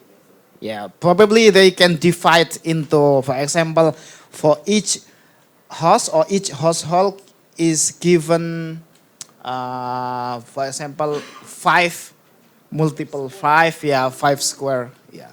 That's the second model. And the third model is plot, what's that? Plot-based urban farming.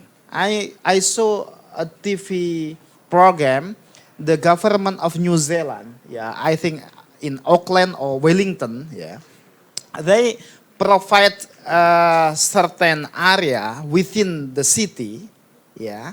For example, everyone can apply for each plot, yeah, for a plot.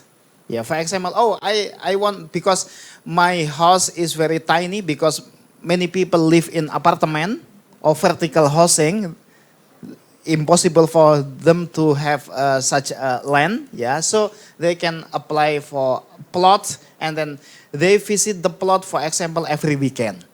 They grow tomato and etc. This is I think this is the only way that can be implemented in such big cities like Jakarta or Singapore and etc. So people who live in apartment, they can be given such a small plot, for example, 2 multiply 3 area, yeah, and then in kind of collective garden in the city.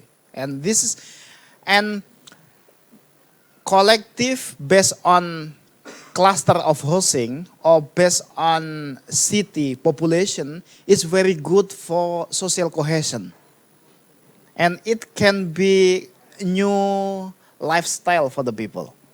Yeah. Oh, every weekend our leisure time is gardening. Yeah, spending time with children, with family members, yeah, and with neighbors, with friends.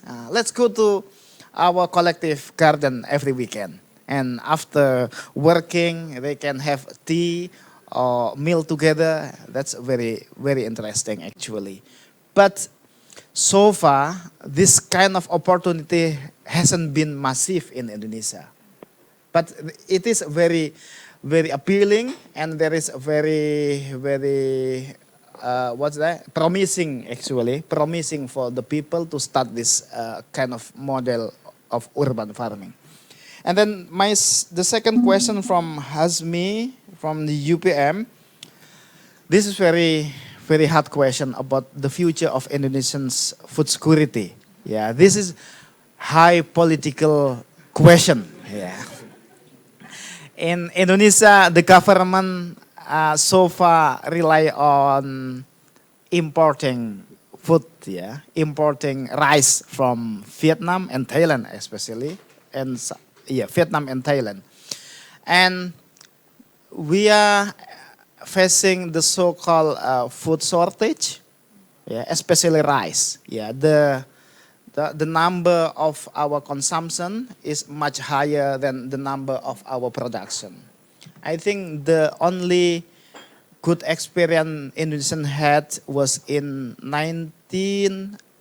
around 85. Yeah, we had kind of rice self-sufficient, or Indonesian we call swasembada. Yeah, at that time our President Suharto was awarded by FAO, Food Agricultural Organization, as for the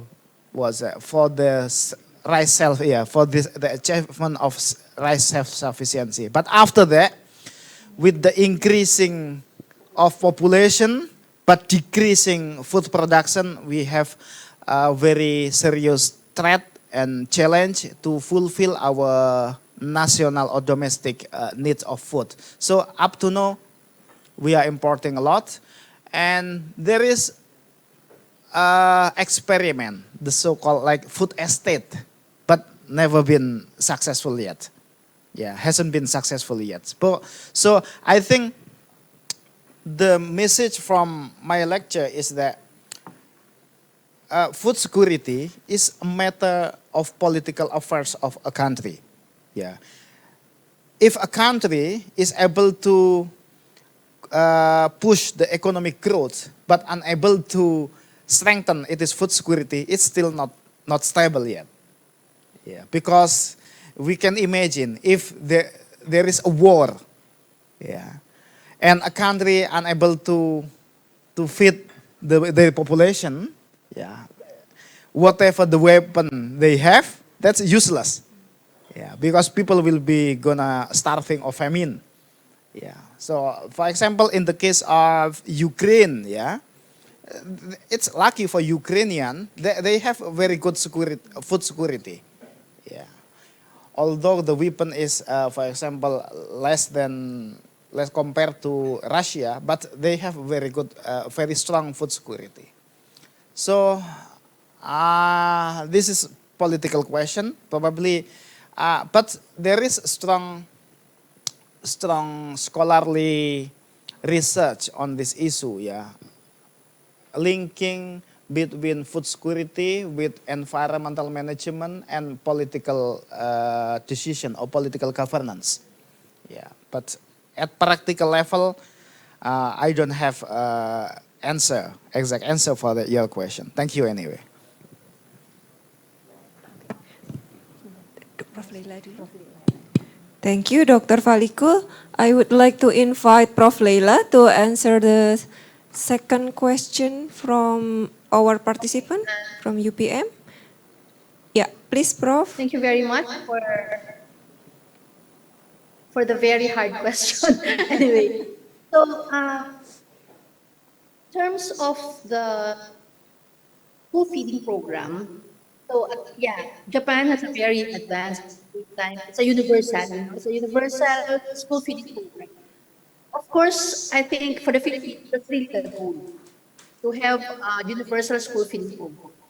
But right now, we have a policy, really prioritize first those who are really suffering from undernutrition. So those who are thin are most likely to have their lunch or snacks for 200 days, or 200 to 210 days, depending on the number of days in the school. So the policy is one of the integrating mechanisms, so that the program will have continuous budget. Okay, so the continuity of budget, so that the problem of malnutrition, particularly undernutrition, will be addressed in all the schools in the Philippines. But this one is only for elementary. For high school, they allocate some fund from the school canteen, so that those undernourished adolescents will also be given lunch coupon, something like that, so that again, undernutrition, particularly in the grade level 7, or for us who are still in high school, they will have a little bit access to nutritious food, particularly again to those undernourished. Of course, we want to have a universal food program. But as a developing country, I think the resources is that not much. But at least there is a policy that all undernourished, particularly teen children at the elementary level, will have access to safe, nutritious food every day. I hope I answered your question. Thank you very much.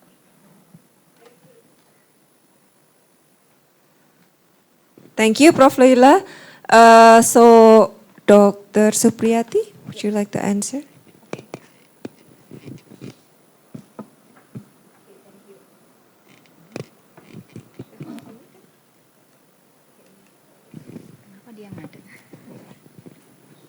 Yeah.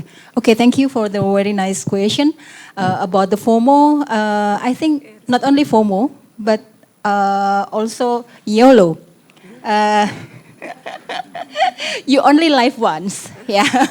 So when among teenager, among adolescent people, that mental health is really matter, and it's related with the eating habit, because when people in FOMO, or maybe they think that's you only live once, and then okay, I only live once, so anything that I would like to eat, just eat it.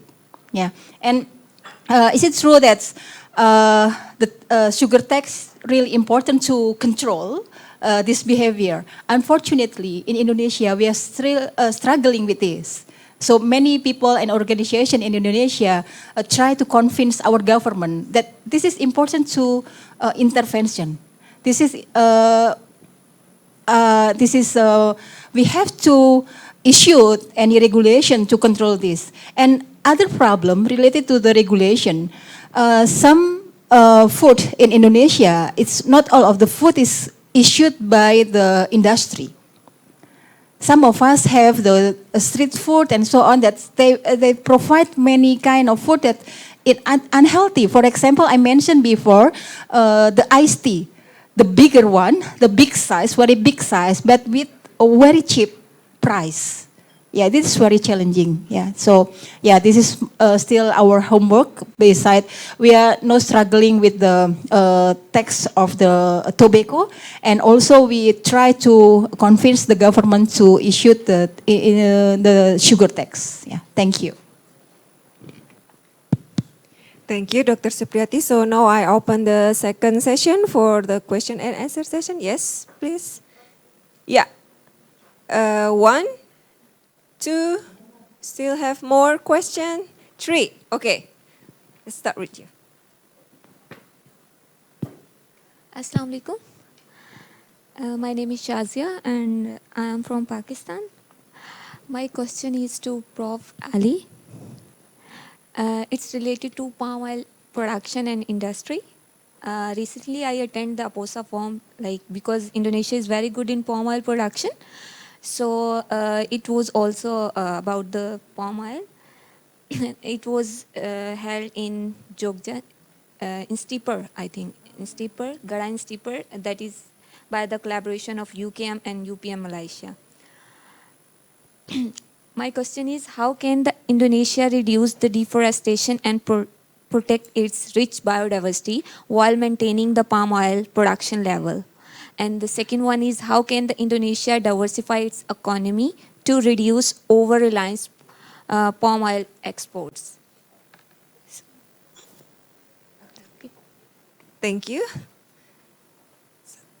The second question.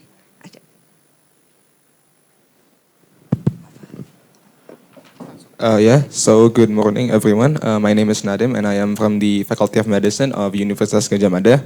And my question is directed to Prof. Leila, but also to the other panelists if they have any perspectives to add. And first of all, I want to preface my question with some context. So Mexico, which is one of the countries in the NAFTA, in the North American Free Trade Area, and it was once in a UN database survey that they were the most obese country, surpassing the US. And one of the factors that experts believe to play a role in this occurrence was that the NAFTA policies basically allowed the US to quote unquote export obesity to Mexico because it exported ultra processed foods such as high fructose corn syrup, meat, fats, and also foods that are high in salts. And my question is that what factors played a role in this occurrence in relation to the nutritional equity framework, and also how can it be prevented in the near future,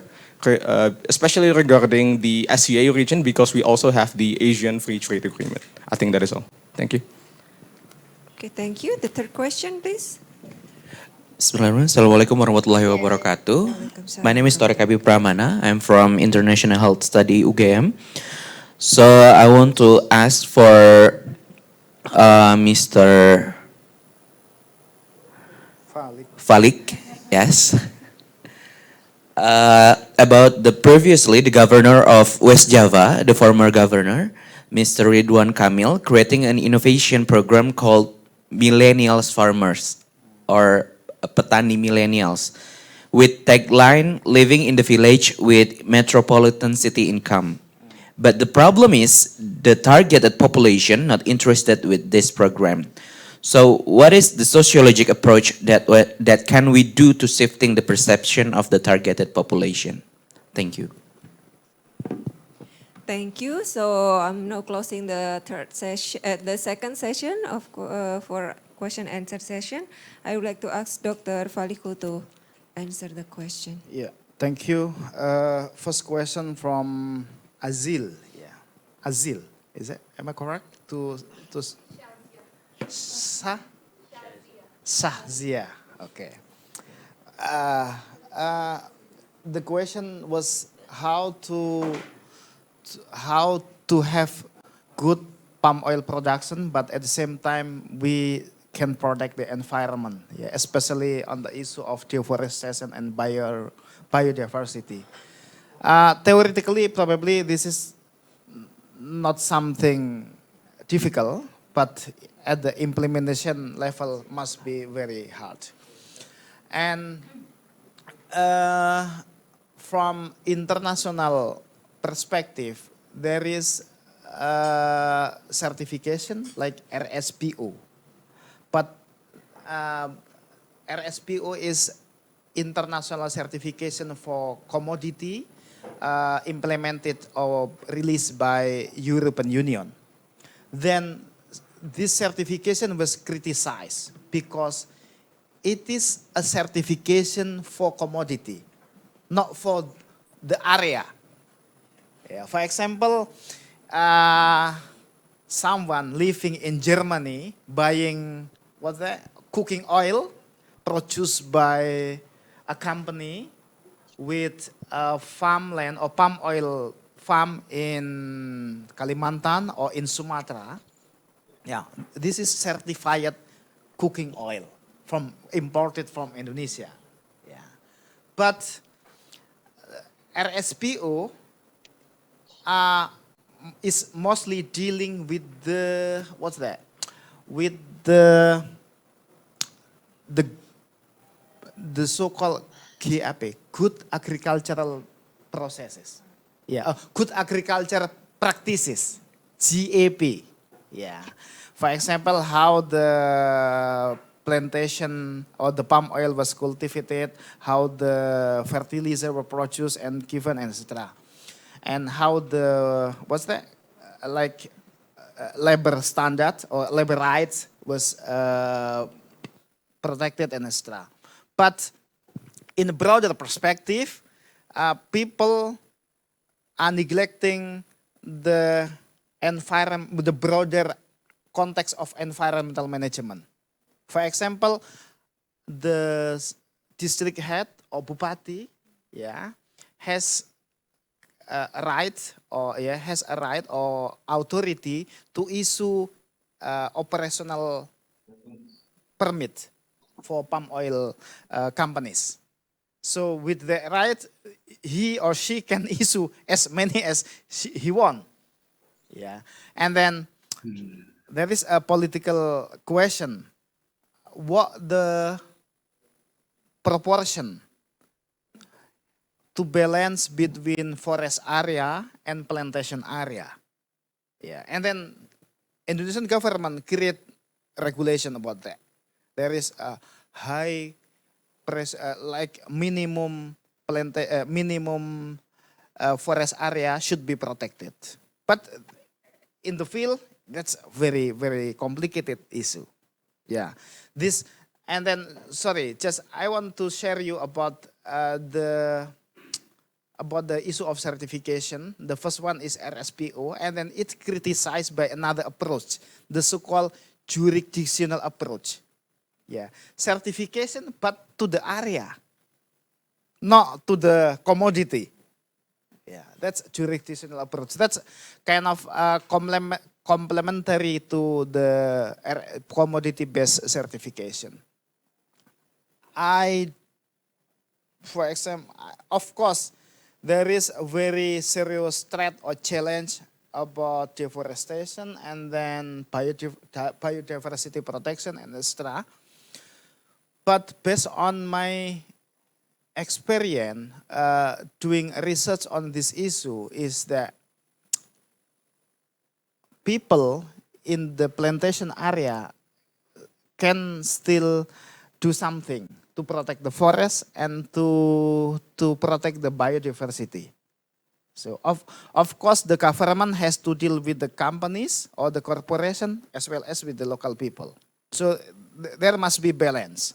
Yeah, both companies as well as local people can be protector, can also be destroyer to the forest and biodiversity.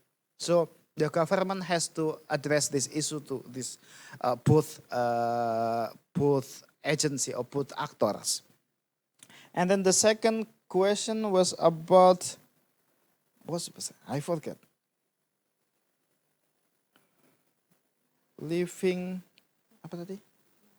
Yang Mas, sorry Mas, pernah ada? Oh no. Oh, it's about millennial farmers. Oh, millennial farmers. That's Shifting. correct. I believe I understand that promoting millennial farmers is not easy. Yeah. Number one, the program must address the structural issue of land ownership. Yeah. And then the program must address the issue of productivity. Whether the productivity can be addressed by technology, can be addressed by upskilling in farming, etc. Yeah. Probably, but the program still promising, but probably should be conducted as small pilot. Yeah. In Jogja, there is a place managed by private company called Kalasan Valley. You can check the website. Yeah, Kalasan Valley is a company aims to create kind of smart farming experiment addressing for the young people. Yeah, and I saw very good practices in Taiwan. Yeah, in Taiwan, I heard I don't know what we call in English ikan patin. Patin. What? Catfish? Yeah, catfish is lily, man. Yeah, kind of, but yeah, a bit different. Patin is a bit the bigger type of catfish. Yeah, I heard from people there. They first learn the the cattle of catfish in Sumatra, in Palembang. And then from the skill, they went back to Taiwan and start. And they can produce catfish in very, very big scale in Taiwan.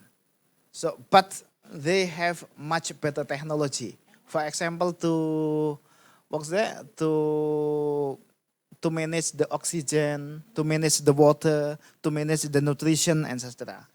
Yeah, of course, with the technology, there is still opportunity, but this kind of model, is probably suited only for passionate people. Yeah, for example, one of my field is about employment. Yeah, within the employment, there is a mainstream job seeker. Yeah, mainstream job seeker. After graduation, applying for jobs. That's mainstream job seeker. But in another another line, there is the so-called subculture career. Yeah. As a young people, I don't want to apply a job. I want to be movie maker. I want to be musician. I want to be entrepreneur. Yeah, I want to something like that. Yeah, that's non-mainstream career path. Yeah, non-mainstream job aspiration for young people. Yeah, that's still promising. Thank you. Thank you, Dr. Fahil. Next, I would like to invite Prof. Leila to answer the second question.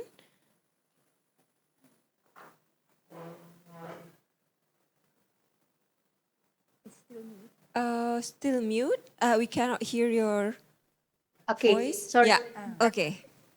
Okay, so the problem in terms of global trade, it's really the the talking or the discussion is between country to country. And sometimes diplomat people or those who are engaged in the engagement of trade are not that health or nutrition conscious, particularly if they maybe they that really that they do not understood what will happen if these commodities will be available in the citizenry, something like that. It's really more on sometimes the trade or the balance of trade will be the it's like you have a specific collaborative engagement, and some of the returns or some of the engagement will be it's all about trade. And but how do we address that? Addressing that means really looking into priorities of the government. In my slide, I mentioned that the governments, okay, since we are all signatories in the Sustainable Development Goals, we must have this increased global recognition. Governments and business and civil society, okay, are accountable for healthier and more equitable food and health systems. So looking into the health systems, food and health systems, we will be one for each of the government and addressing priorities in terms of nutrition and health, which covers hopefully the trade. For example, in the Philippines, Department of Trade and Industry is part of the governing board of the National Nutrition Council.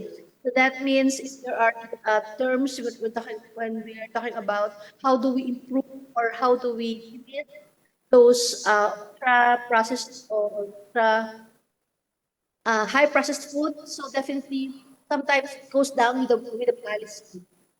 We have now the tax law means increasing the prices of sugar sweetened beverages. So that's I think that's um, one of the interventions, okay, so that the food will not be that accessible to the population. So it's a little bit higher, okay, just higher tax compared to other healthier foods. So taxation at the same time, prioritization of nutrition, and at the same time maybe making our leaders literate in terms of food and nutrition or health and nutrition. Thank you very much. Thank you, Prof. Leila. Dr. Falik or Dr. Supriyati, would you like to add on it? Okay, thank you. So now I will open the last session for question and answer session. Do you have any more question, guys? No? Lunchtime, the glucose is not working anymore. Actually, I have a follow-up question. Okay, please. So, about the millennials farmers program that targeted for specific passionate people.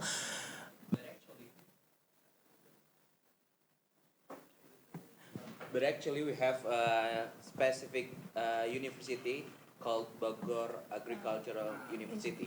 So, should we integrate the program with the educational or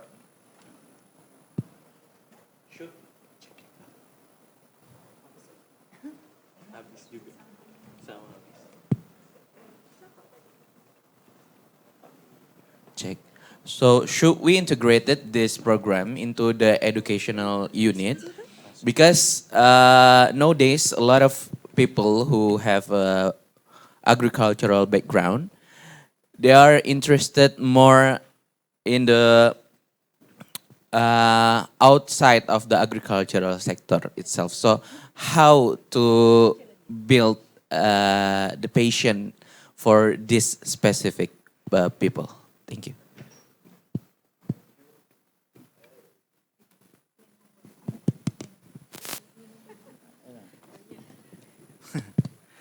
Okay, thank you, Mas. Oh yeah, Mas Torik.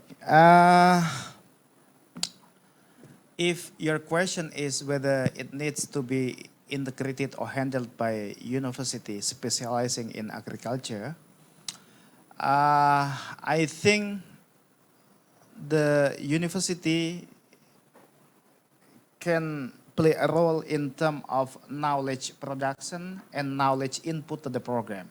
Not necessarily the whole delivery of the program, because this kind of program is not only about introducing knowledge and skill, but probably more difficult than that is the aspect of, in Indonesian we call, what is it, social engineering. Yeah. Convincing the people, let's say the millennials, young generation, to be to be convinced that this is something promising for them in the future. This is something that they can do for their future, their economic future, and etc. So that's my first answer. And my second answer is about the declining, the ironic declining of, what's that?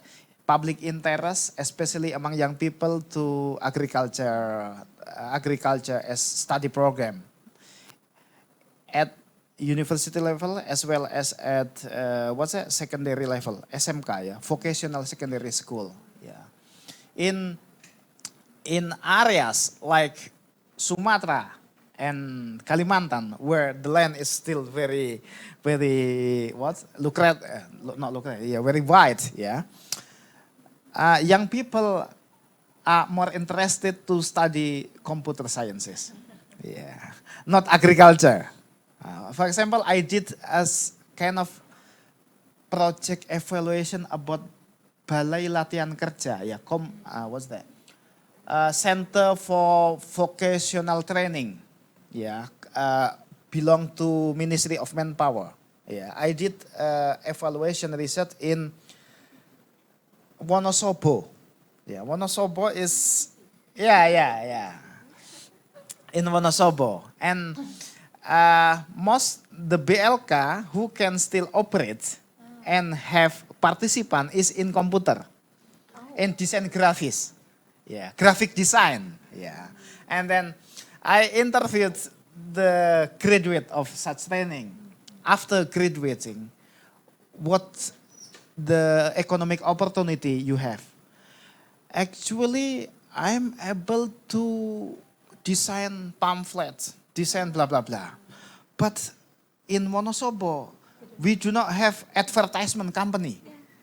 Yeah, that's the problem. So the interest is not connected or not linked with the job opportunity or economic opportunity in my view, it will be different story if they learn smart farming. Because they live in rural area, in hillies, yeah, pegunungan. Yeah. But they do not think that the area or the land is something promising for them. The land is the economic opportunity for them. But they're thinking about graphic design. Yeah, that's something that very complicated. This is about, I think, in another discussion, there is the concept of contextual education. Sometimes our education is not contextual with the people they live. Yeah, for example, when I mentioned about anak dalam ethnic community in Jambi, they have to go to the cities for secondary school. And then because they spend most of the time in the cities, they are not able to climb the tree again. Yeah.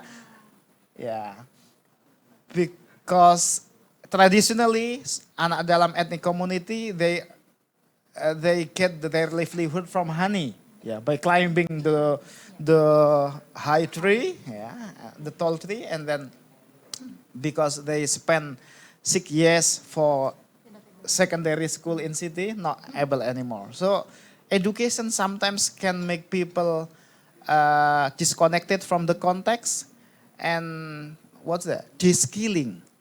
Yeah, de-skilling, not upskilling. Yeah, but this is ironic because the basic purpose or basic vision of education is for upskilling or provide basic life skill for the people in order to be able to survive in every situation. Yeah. But because we have, what's that? The same educational program, same lesson structure, same blah blah, everything same from Papua to Aceh. Yeah. Regardless of the socioeconomic situation, the demographic situation, the natural ecological situation, we have the same thing. If it seems that young people, a student in Jakarta, student in Maluku has to study the same lesson as student in Jakarta. But although their life challenge will be different, right? Yeah, that's the dark side, or not the dark side, probably the different story of a system, of a big system that we need to realize. Thank you, I think.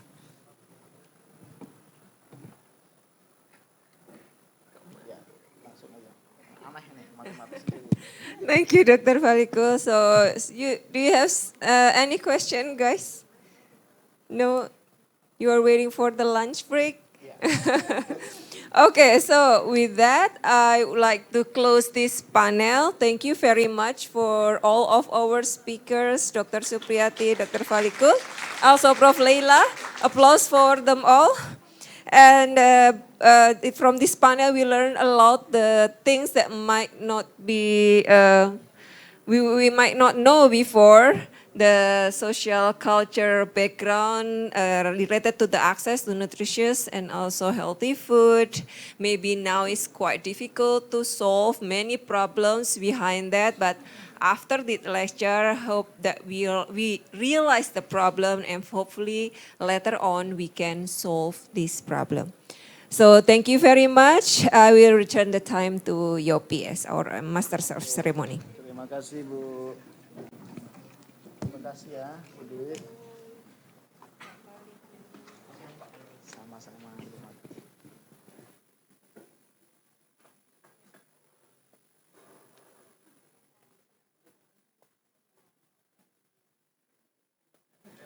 Okay, so everyone, once again, give a big applause for our session for the fourth panel. So thank you so much, Dr. Dwi Aris, Pak Falikul, Prof. Leila from Philippines, and also Bu Supriyati from Yogyakarta.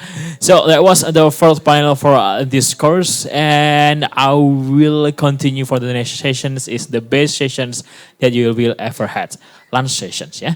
Okay, so please enjoy the lunch break until 1 p.m. And for those who want to do the Jummah praying, you can go to the Ibn Sina Mosque, or some students, if you want to do the Zuhur prayer, you can go to the fourth floor on the north wings, okay? And I will give you some information also. And don't forget to join the quiz. I will start the quiz at June 28 until July 4th. There will be around, I think it will be bad news for you guys. There will be around 80 questions in three different type: true or false, multiple choice, and short essay. Okay, yeah, I will give you extra time, maybe around 2 hours to do the around 80 questions. But you have 1 week to consider which point that you have to learn a lot. And our committee is already now is processing about the recorded video. You can also take a look for the recorded video in your log. Okay, so and don't forget, for tomorrow sessions, you will go to the Wisdom Park. You can ask your friend from UGM where is the Wisdom Park locations, and don't forget to use the t-shirts and some trousers and your shoes. Okay, tomorrow we will start around at 7:30, and we will meet at the Wisdom Park directly over there. Okay, so enjoy your lunch and see you on 1 p.m. everyone.